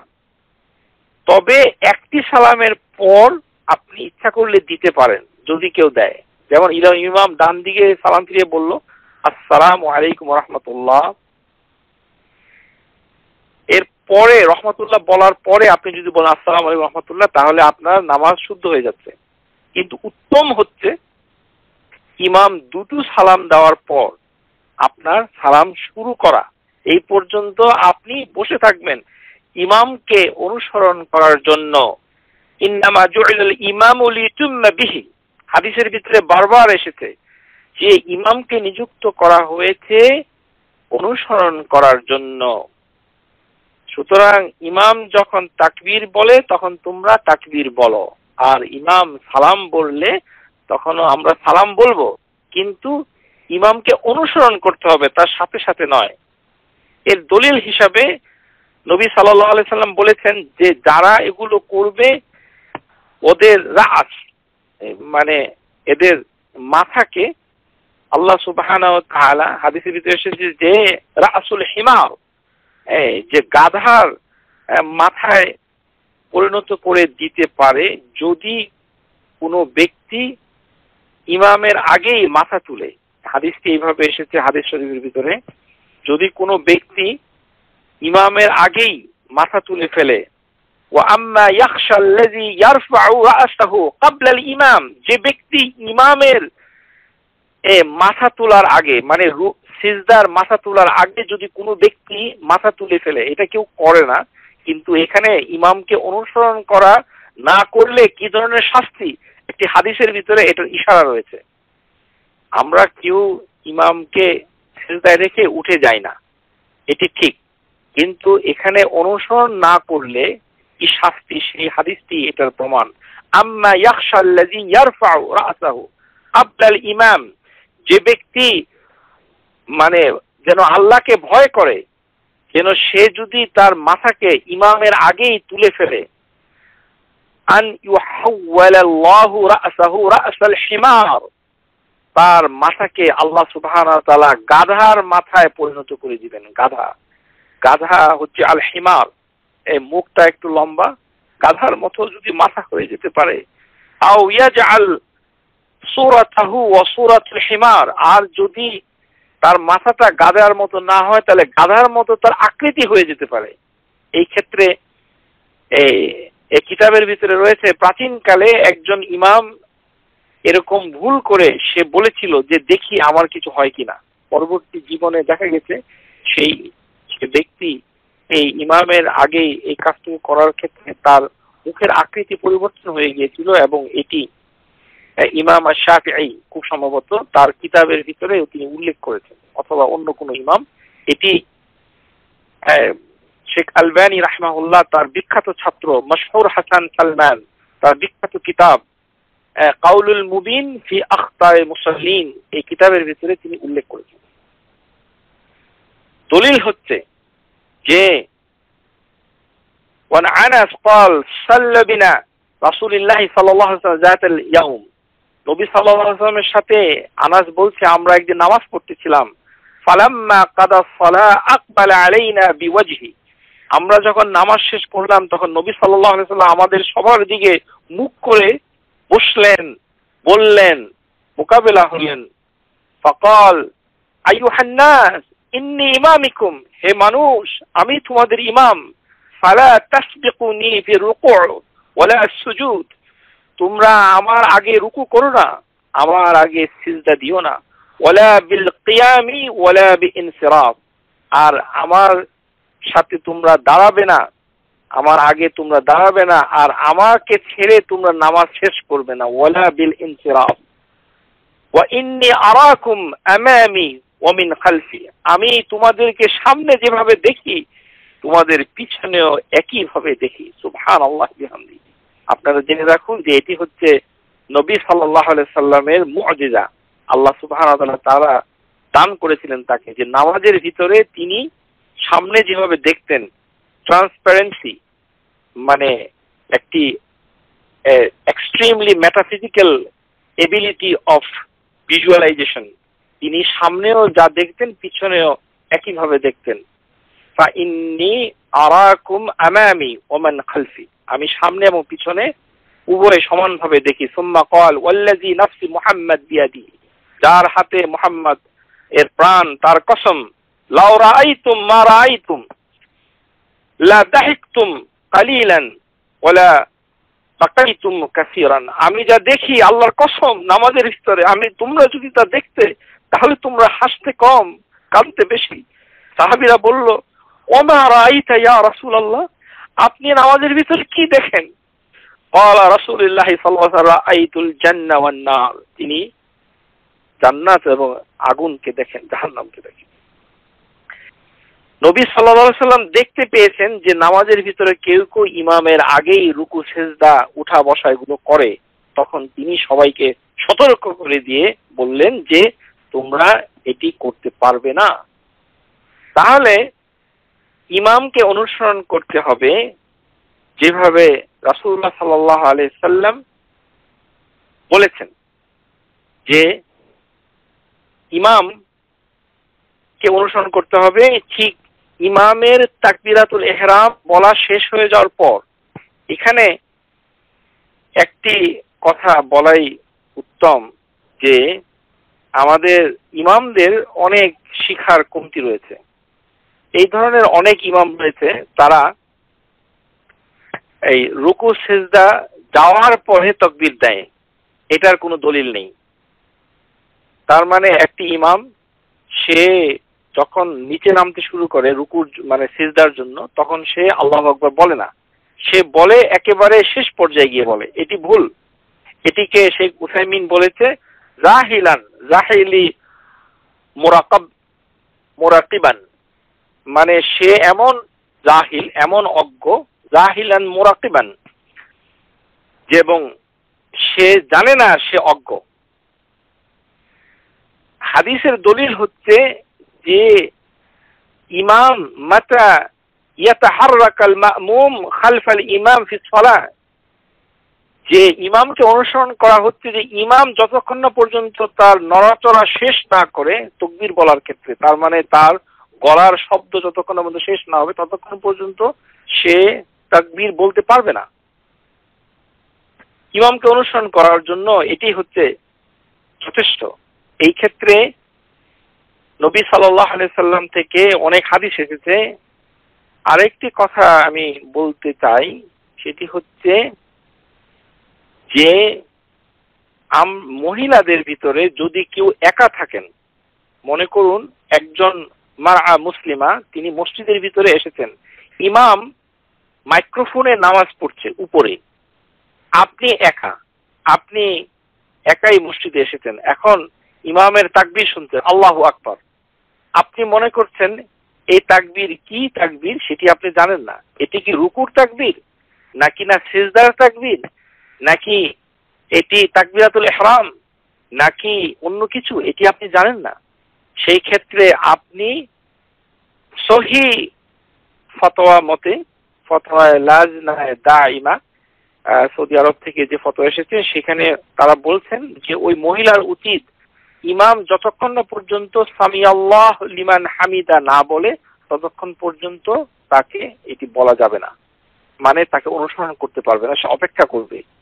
মানে ভদ্র মহিলা যিনি মসজিদের ভিতরে প্রবেশ করেছেন কিন্তু একা, অন্য কাউকে পাচ্ছেন না, সুতরাং ধারণার উপরে ভিত্তি করে ইমামের সাথে যোগ দেওয়া যাবে না।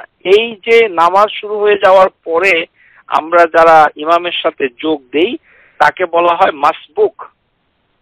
মাসবুক হাদিসের ভাষায় এবং ফিকের ভাষায় বলা হয় মাসবুক। মাসবুক হচ্ছেন যিনি ইমামের সাথে প্রথম থেকেই জড়িত ছিলেন না কিন্তু ইমামের সাথে পরে যোগ দিয়েছেন। তো মাসবুক মহিলার ক্ষেত্রে তাকে অপেক্ষা করতে হবে, ইমাম যখন বলবে সামি আল্লাহু লিমান হামিদা তখন তাকে তাকবীরাতুল ইহরাম বলতে হবে, তাকে রাব্বানা লাকাল হামদ বলা দরকার নেই, কারণ তিনি এখনো নামাজে প্রবেশ করেন নাই। এটি হচ্ছে মাসাইল।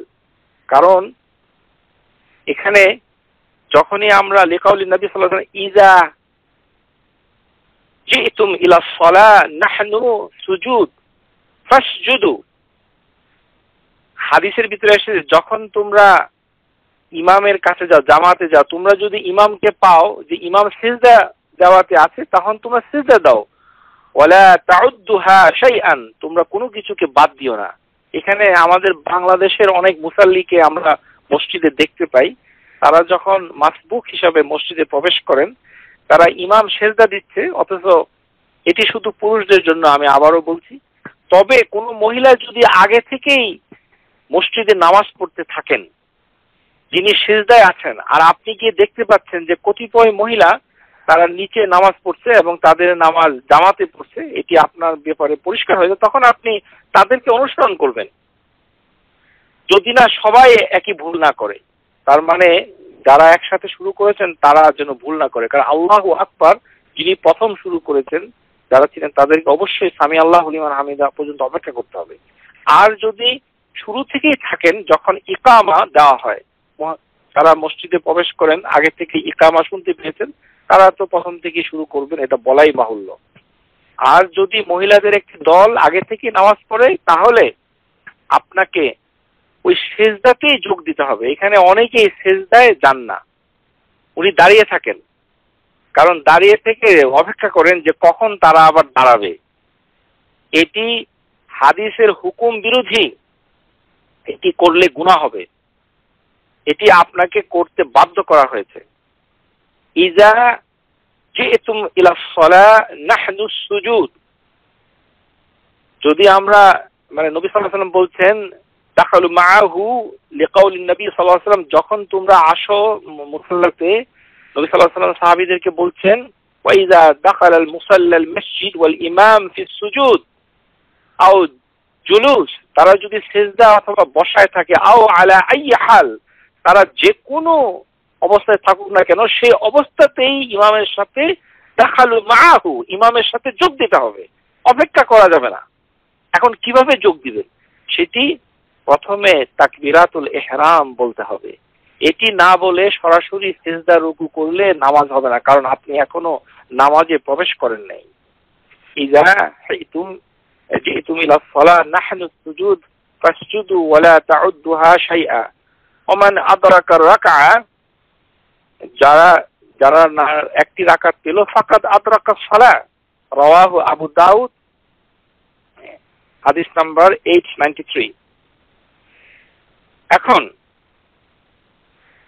আমাদের একটি জিনিস এখন দেখতে হবে যে আমরা যারা মসজিদে প্রবেশ করি তারা ইমামকে কিভাবে অনুসরণ করি। শুনুন, ইমামকে অনুসরণ করার জন্য রাসূলুল্লাহ সাল্লাল্লাহু আলাইহি সাল্লাম বিভিন্ন কথা বলেছেন, যেমন তাকবীরের ক্ষেত্রে, রুকুর ক্ষেত্রে, তারপরে সিজদার ক্ষেত্রে, তারপরে সালামের ক্ষেত্রে, আরেকটি কি আমিন বলার ক্ষেত্রে।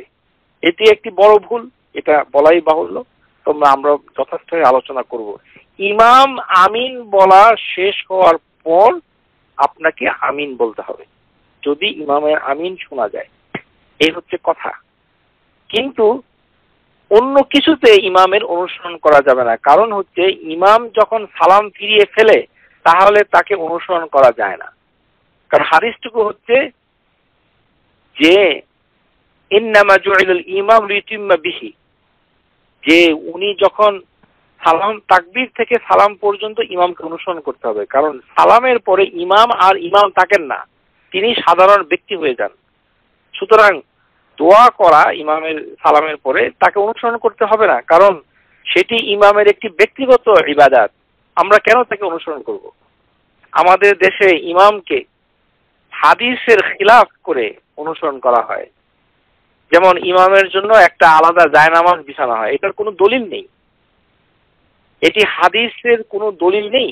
ইমামকে আলাদা করে একটি জায়নামাজ দেওয়া হবে কেন? সমস্ত মুসাল্লিরা কার্পেটের উপরে নামাজ পড়ছে, ইমামকে দেওয়া হচ্ছে কার্পেটের উপরে আরেকটি জায়নামাজ। এটি ইসরাফ, এটি অপব্যয়, এটিরও হিসাব দিতে হবে একদিন। এটি হাদিস বিরোধী। ইমামের সাথে মামুমের অন্য কোনো বিষয়ে পার্থক্য নাই, শুধু অনুসরণ করা ছাড়া। তাকে ওইভাবে তাজিম করা যাবে না, শুধুমাত্র তাকে অনুসরণ করার নির্দেশ এসেছে। ইন্নামা জুইলাল ইমামু লিইউতিম্মা বিহি, ইমামকে নিযুক্ত করা হয়েছে তাকে অনুসরণ করার জন্য। এই ব্যাপারে অনেকগুলো হাদিস এসেছে। এখন আসুন যে একটি গুরুত্বপূর্ণ বিষয় আমরা আলোচনা করব, সেটি হচ্ছে যে ইমাম, আমরা আগে বলেছি যে ইমামের সাথে সাথে যদি কোনো কাজ হয়, সেই কাজটুকু মুওয়াফাকাতুন যদি হয়, শুধু সালামের ক্ষেত্রে যদি সমান সমান হয়ে যায় তাহলে অধিকাংশ স্কলারের মতে নামাজ তো হয়ে যাবে, তবে তার গুনাহ হবে। আর তাকবীর যদি আমি যেভাবে ব্যাখ্যা করলাম সেভাবে যদি হয় তাহলে অধিকাংশ জমহুর আল উলামা, শুধুমাত্র ইমাম আশ-শাওকানি তিনি এটার মতে বিরোধিতা করেছেন সাইলুল জাররার তার কিতাবের ভিতরে, কিন্তু তিনি দলিল পেশ করতে পারেননি।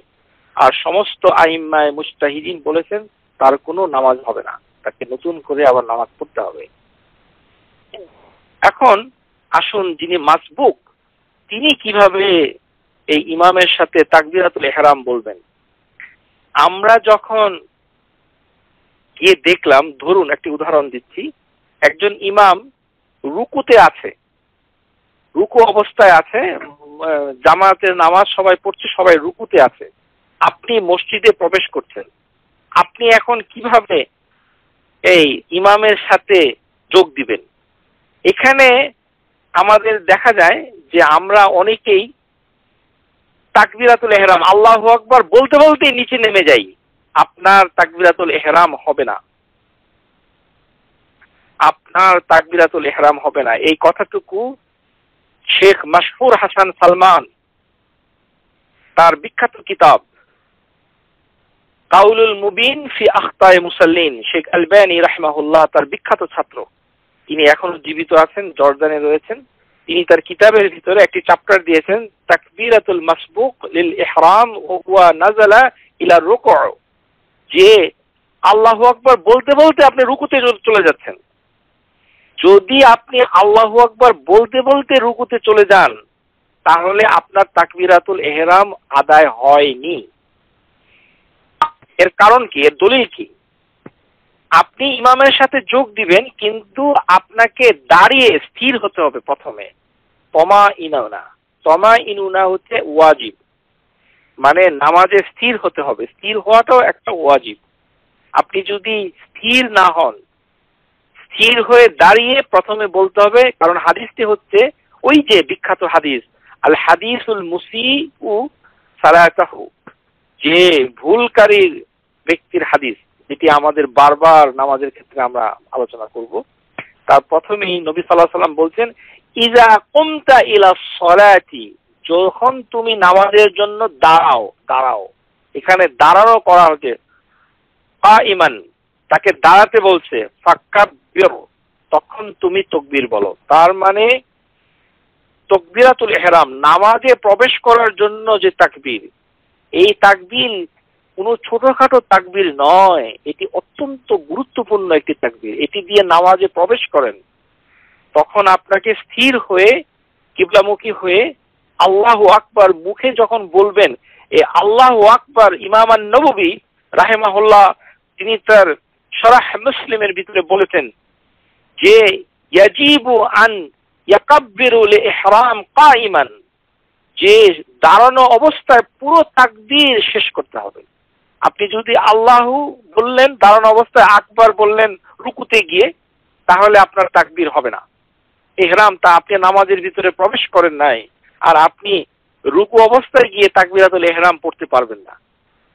তার মানে আপনাকে যেটা করতে হবে, ওই রুকুটাকে ছেড়ে দিতে হবে। এই জন্যই বলছি যে মসজিদে রুকু ধরার জন্য তাড়াহুড়া করবেন না, কারণ আপনি নামাজের ভিতরে প্রবেশ না করলে আপনার নামাজ হচ্ছে না। তাকবীরাতুল ইহরাম আপনাকে বলতে হবে, দাঁড়িয়ে বলতে হবে, দাঁড়িয়ে। You must have to stand up. Recitation of তাকবীরাতুল ইহরাম আপনি যখন গোয়িং ডাউন করছেন, তখন আপনার তাকবীরাতুল ইহরাম মাসবুকের সাথে হবে না, কারণ আপনাকে হাদিসের অনুযায়ী দাঁড়াতে হবে। ফাত্তাকবিরু ইয়াকুনু ফিল কিয়াম, যখন আপনি দাঁড়িয়েছেন তখনই এই আল্লাহু আকবার বলাটা শেষ করতে হবে। লা ফি কুউদ, বসেও পারবেন না। ওয়ালা ফি হাওয়াই ইলা সুজুদ, আপনি যদি সিজদার মতো থাকেন তখনও বললে ওয়া নুজুলু ফিল রুকু, আর রুকুর জন্য যখন নিচে যাচ্ছেন তখনও এটি বললে এই তাকবীরাতুল ইহরাম হবে না। আপনাকে যেটা করতে হবে সেটা হচ্ছে আল্লাহু আকবার, এই কথাটুকু শুধু বলতে। আপনি আমাদের দেশে মুসাল্লিরা মাসবুক যিনি ইমামের নামাজটুকু ধরতে যাচ্ছেন, রুকুতে আছেন, আমরা শুধু হাত তোলা নিয়ে খুব ব্যস্ত হয়ে পড়েছি। আপনারা ভালো করে জেনে নিন, নামাজের ভিতরে রফুল ইয়াদাইন, হাত তোলা হচ্ছে সুন্নাহ, এটি ওয়াজিব নয়, রুকন নয়। আর শেখ আলবানী রাহিমাহুল্লাহ তাআলা তার কিতাবে সুন্নাহ সম্পর্কে কি বলেছেন? সুন্নাহ হচ্ছে এমন একটি জিনিস, ইউসাবু ফাইলুহা, যে ব্যক্তি সুন্নাহ আদায় করবে তার জন্য সওয়াব হবে। ওয়ালা ইউআকাবু তারিকুহা ওয়ালা ইউআতাবু, যে ব্যক্তি সেটি আদায় করবে না তাকে কোনো শাস্তিও দেওয়া হবে না, তাকে কোনো গালমন্দও করা যাবে না। রাফুল ইয়াদাইন, যে নামাজে যে হাত তোলা হয়, সে হাত তোলা তো সুন্নাহ।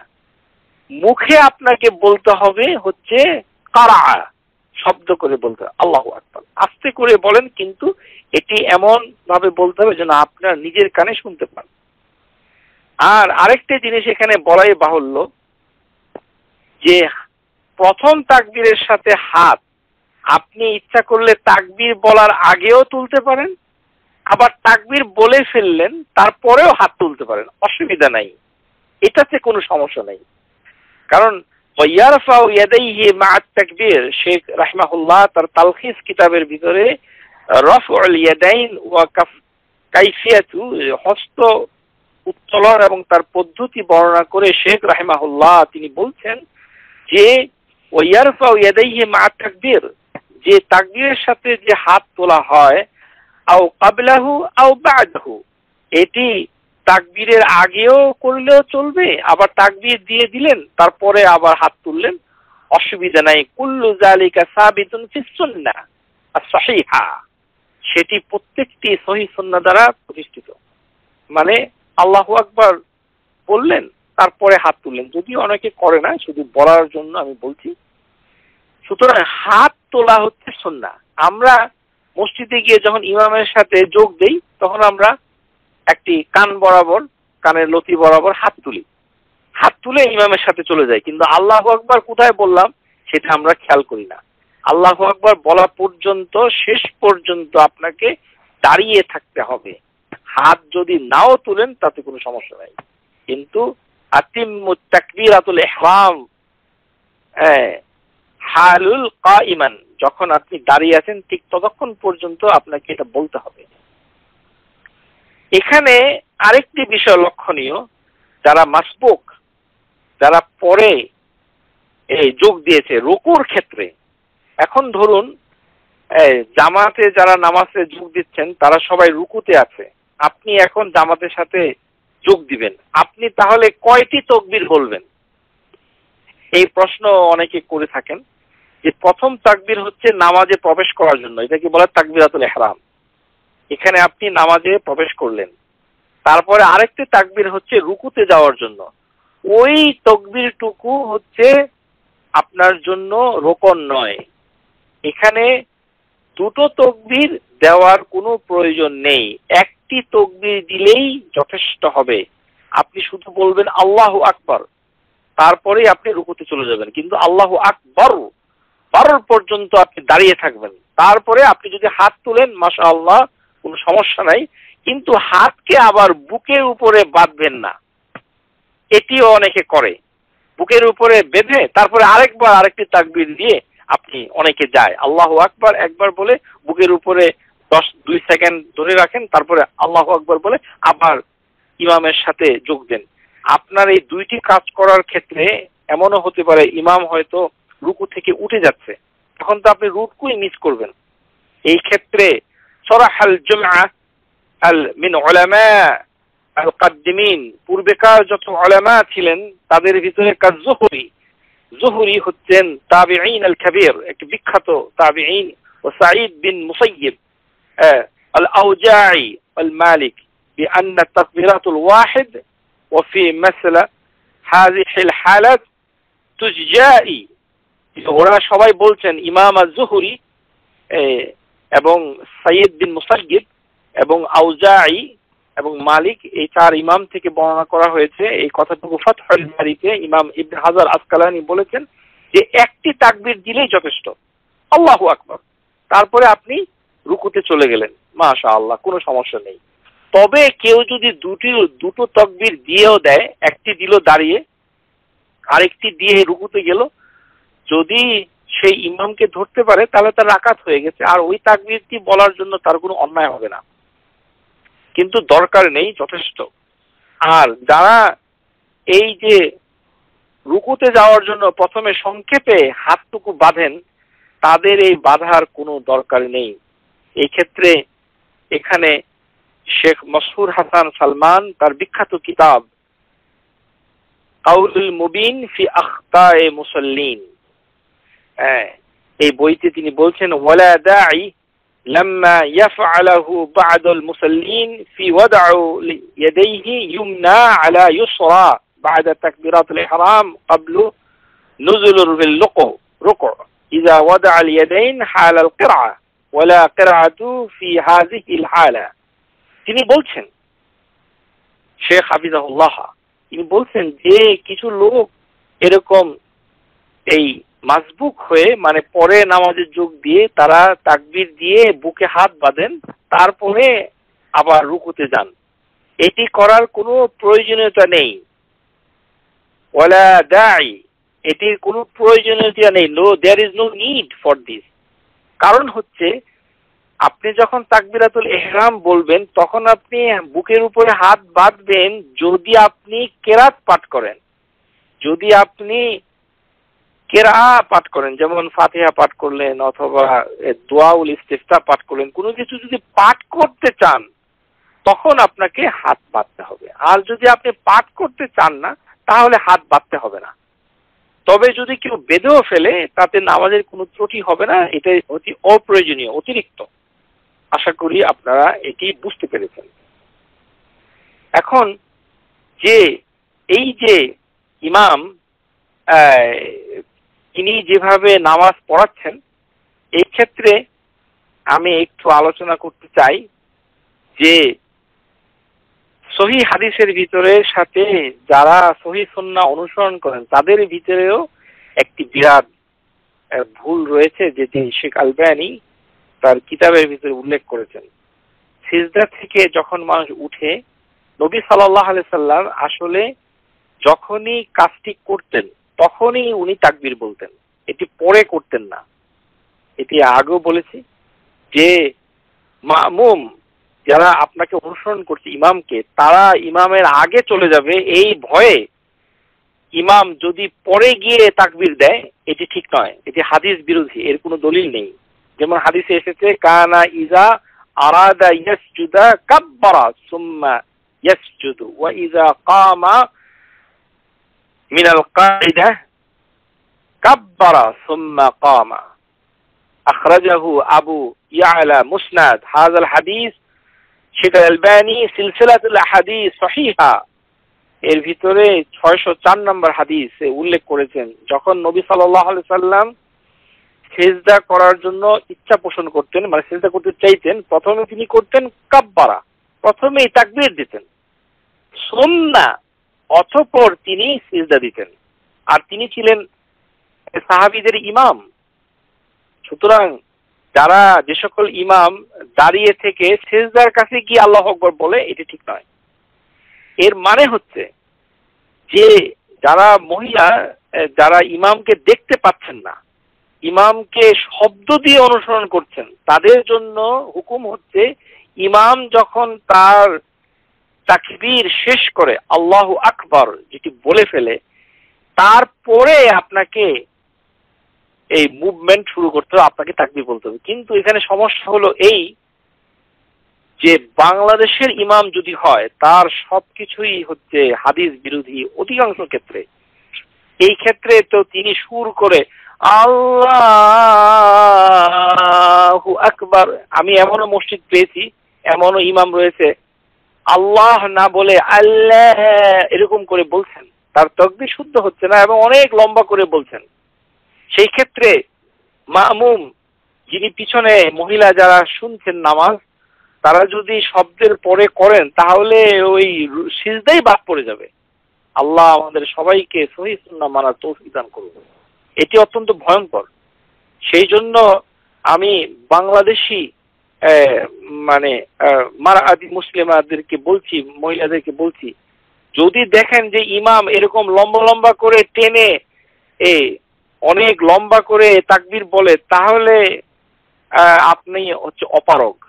আপনার এখন বাধ্য হবেন ইমামের তাকবীর শেষ মানে হওয়ার মানে আগেই রুকু সিজদা করা। তবে খেয়াল রাখতে হবে যে শুরুর তাকবীরটা যেন না হয়। আপনি যদি রুকু সিজদার তাকবীরে ইমামের সাথে আপনি সাথে সাথে করে ফেলেন তাহলে নামাজ নষ্ট হবে না, শুধুমাত্র তাকবীরাতুল ইহরাম ছাড়া। যেহেতু ইমাম হাদিস মানছে না, আর তাকে কে শিক্ষা দিয়েছে এটা আল্লাহই ভালো জানে। আমাদের দেশের ইমামদের প্রশিক্ষণের কোনো সহিহ হাদিসের কোনো কর্মসূচি নেই। তারা নিজের খুশি মতো মুরব্বীদের কাছ থেকে এরকম নামাজ শিখে নামাজ পড়াতে থাকেন। সুতরাং ওই ধরনের ইমামের ধারণা যে আল্লাহু আকবার বলে একেবারে শুরু থেকে সিজদা পর্যন্ত যেতে হবে এবং রুকু থেকে সিজদা উঠা নামা সব এরকম সুর করে টেনে যেতে হবে, এটা এই হাদিস দ্বারা প্রমাণ হচ্ছে যে এটি হাদিস বিরোধী। এটি করা যাবে না। ওয়াইজা উজিতুমুল ইমাম সাজিদান ফায়াসজুদুহু, যখন তোমরা ইমামকে সিজদায় পাও তখন তোমরা সিজদা করো। তো সুতরাং সিজদা করতে হবে। শুধুমাত্র মহিলা যারা ইমামকে অনুসরণ করছেন তারা শব্দকে অনুসরণ করবেন। তো এই ক্ষেত্রে আমাদের যারা শ্রোতা তাদেরকে আমি আবারও বলছি যে সহিহ হাদিস মোতাবেক আমাদের মহিলাদের মসজিদে জামাতে নামাজ পড়া খুবই কঠিন, খুবই কঠিন। কারণ হচ্ছে দায়ী হচ্ছে কি ইমাম, কারণ ওই ইমাম হাদিস জানেন না, অজ্ঞ, জাহিলান জহলা। তিনি যদি হাদিস অনুযায়ী জানতেন তাহলে তার শব্দের পরে আপনি রুকু সিজদা তাকবীর এগুলো বলতে পারতেন। যেহেতু তিনি জানেন না, সুতরাং এই হাদিসের অনুসরণ করা বাংলাদেশি মসজিদে করা আমার মতে সম্ভব নয়, কারণ এটা অসম্ভব, অলমোস্ট অসম্ভব। আমি নিজে পরীক্ষা করে দেখেছি। শুধুমাত্র সহিহ সুন্নাহর যারা ইমাম, যারা সহিহ হাদিসের অনুসরণ করেন, যারা নিয়মাবলী ভালোভাবে জানেন, সেই সকল মসজিদে আপনি যদি পড়েন, আপনি যদি দেখেন যে ইমামের আল্লাহু আকবার খুব সংক্ষিপ্ত, আল্লাহু আকবার, এবং তিনি তারপরে যাবতীয় কাজ করেন, তাহলে সেই সংক্ষিপ্ত আল্লাহু আকবার শোনার পরে আপনি তাকবীর দিবেন। তবে বাংলাদেশ আর পাকিস্তান আর মিডল ইস্টের যে মসজিদে হোক না কেন, আপনার প্রতি আমাদের আহ্বান হচ্ছে প্রথম তাকবীর ইমাম আকবর, এই বার কথাটুকু শেষ হওয়ার পর আপনি আল্লাহু আকবার বলবেন। তাহলেই আপনার ইমামের আগে আপনি নামাজে প্রবেশ করলেন না, তাহলে নামাজটা শুদ্ধ হলো। আর ইমাম যখন সালাম ফিরায় তখন আপনি এই দুটি সালাম ফিরানোর পরে আপনি সালাম ফিরাবেন, কারণ এর উপকারিতা রয়েছে। ইমাম যদি সিজদা সাহু করে তাহলে আপনি সিজদা সাহু দিতে পারছেন, এই জন্য অপেক্ষা করা উচিত। ইমাম দুটো সালাম দেওয়ার পর আপনাদেরকে সালাম দিতে হবে। তবে এটি যদি না করে একটি সালামের পর, যেমন ইমাম বললো আসসালামু আলাইকুম ওয়া রাহমাতুল্লাহ, তারপরে আপনি বললেন আসসালামু আলাইকুম ওয়া রাহমাতুল্লাহ, এটি বললেও শেখ উসাইমিন বলেছেন নামাজ শুদ্ধ হয়ে যাবে, সমস্যা নাই। তবে উত্তম হচ্ছে দুবার বলা। এই ক্ষেত্রে আরেকটি কথা বলে রাখি যে জানাজার নামাজ এবং ঈদের নামাজ, ঈদের নামাজের ক্ষেত্রে যদি আপনি প্রথম তাকবীরটুকু না পান, ইমাম তাকবীর শুরু করে দিয়েছে এবং অতিরিক্ত তাকবীরের ভিতরে আপনি গিয়ে যোগ দিলেন মাসবুক হিসাবে, তখন আপনার প্রথম তাকবীরের পরে ইমামের সাথে যতগুলো তাকবীর দেওয়া সম্ভব ততগুলো তাকবীর দিবেন, কারণ অতিরিক্ত তাকবীরগুলো রোকন নয়, ওয়াজিব নয়, এটি হচ্ছে সুন্নাহ। আপনি করলে ভালো, না করলে কোনো সমস্যা নেই। সুতরাং সেই সকল তাকবীরের কোনো কাজা আদায় করার দরকার নেই। আপনার প্রথম রাকাতে 7টি তাকবীর, যারা 12 তাকবীরে ঈদের নামাজ আদায় করেন, তাদের ভিতরে যদি প্রথমে 2-3-4 তাকবীর যদি মিস হয়ে যায়, তাহলেও আপনার প্রথম তাকবীর হচ্ছে তাকবীরাতুল ইহরাম, এটি দাঁড়ানো অবস্থায় করবেন, বাকি তাকবীরগুলো কম হলেও নামাজ শুদ্ধ হয়ে যাবে। তেমনি ভাবে জানাজার নামাজে যদি 4টি তাকবীর হচ্ছে মিনিমাম, 4টি তাকবীরের কমে জানাজার নামাজ আদায় করা যায় না। সর্বোচ্চ তাকবীর হচ্ছে জানাজার নামাজের জন্য 9টি তাকবীর। নবী সাল্লাল্লাহু আলাইহি ওয়াসাল্লাম তার চাচা হামজা, সাইয়্যিদুশ শুহাদা, যে হামজা আসাদুল্লাহ, আল্লাহ সুবহানাহু ওয়া তাআলা মানে যাকে শহীদ করেছিলেন, সেই হামজা নবী সাল্লাল্লাহু আলাইহি ওয়াসাল্লামের চাচা, তার জানাজার নামাজে উনি 9টি তাকবীর দিয়েছিলেন। সুতরাং এটি হচ্ছে ম্যাক্সিমাম। 9 তাকবীরে আমাদের কেউ এখানে জানাজার নামাজ পড়ান না, কিন্তু সর্বনিম্ন হচ্ছে 4। জানাজার নামাজের ক্ষেত্রে যদি কেউ পরে এসে যোগ দেন, মনে করেন ইমাম 2টো তাকবীর দিয়ে ফেলেছে, আপনি তারপরে জানাজার নামাজে শরীক হলেন, তাহলে সেই ক্ষেত্রে আপনার প্রথম তাকবীরের পর যদি লাশ আপনার সামনে থাকে, সেটি যদি এখনো সরিয়ে না নেয়, তাহলে আপনাকে 4টি তাকবীর পরে দিতে হবে, আর তাকবীরের মাঝে সেই কাজগুলো করতে হবে। আমরা যখন জানাজার নামাজ আলোচনা করব তখন এটা বর্ণনা করব। শুধু বলছি যে ঈদের নামাজ আর জানাজার নামাজ যদি পরে যোগ দেন, তাহলে ওই মাসবুকের হুকুমগুলো কি এটি বলে দিলাম, যে ঈদের নামাজের অতিরিক্ত তাকবীরগুলো আদায় করতে হবে না, কিন্তু জানাজার নামাজের 4টি তাকবীর আপনাকে আদায় করতে হবে। শর্ত হচ্ছে যে যতক্ষণ পর্যন্ত লাশ থাকে আপনার সামনে, তার মানে করাই যাবে, কারণ লাশ অতি তাড়াতাড়ি জানাজার নামাজ থেকে সামনে থেকে সরায় না, অনেকে একটু অপেক্ষা করে। সেই ক্ষেত্রে আপনি দ্রুত ওই সুনানগুলো আদায় করতে পারবেন এবং আপনার নামাজ শুদ্ধ হবে। আমরা এই আগামী ক্লাসে ইনশাআল্লাহ মেয়েদের এই যে জামাতের নামাজ এবং মসজিদে নামাজের ব্যাপারে যে হুকুমগুলো, বিশেষ করে নামাজ সংক্রান্ত, এগুলো আমরা আলোচনা করব। এবং যদি একটি ক্লাসে না হয় তাহলে আমরা দুটো ক্লাস এই মসজিদ সংক্রান্ত মহিলাদের বিষয়গুলো নিয়ে আমরা আলোচনা করব ইমামের সাথে। কারণ আমাদের এখানে যারা সহিহ সুন্নাহ অনুকরণ করছেন, যে সকল সম্মানিত মাআতি মুসলিমা, তারা অনেকেই মসজিদে গিয়ে নামাজ আদায় করেন, কিন্তু আপনাদেরকে হুকুম জানতে হবে মসজিদে যে মেয়েদের নামাজের হুকুমগুলো কি, সেগুলো আমরা আলোচনা করব। তারপরে আমরা আবার এই সিফাতুস সালাতুন নবীর ভিত্তিকে চলে যাব। আমার বক্তব্য এখানে আমি শেষ করছি। Subscribe to our YouTube channel, Know Tawhid First, and press the bell icon to get new video notifications.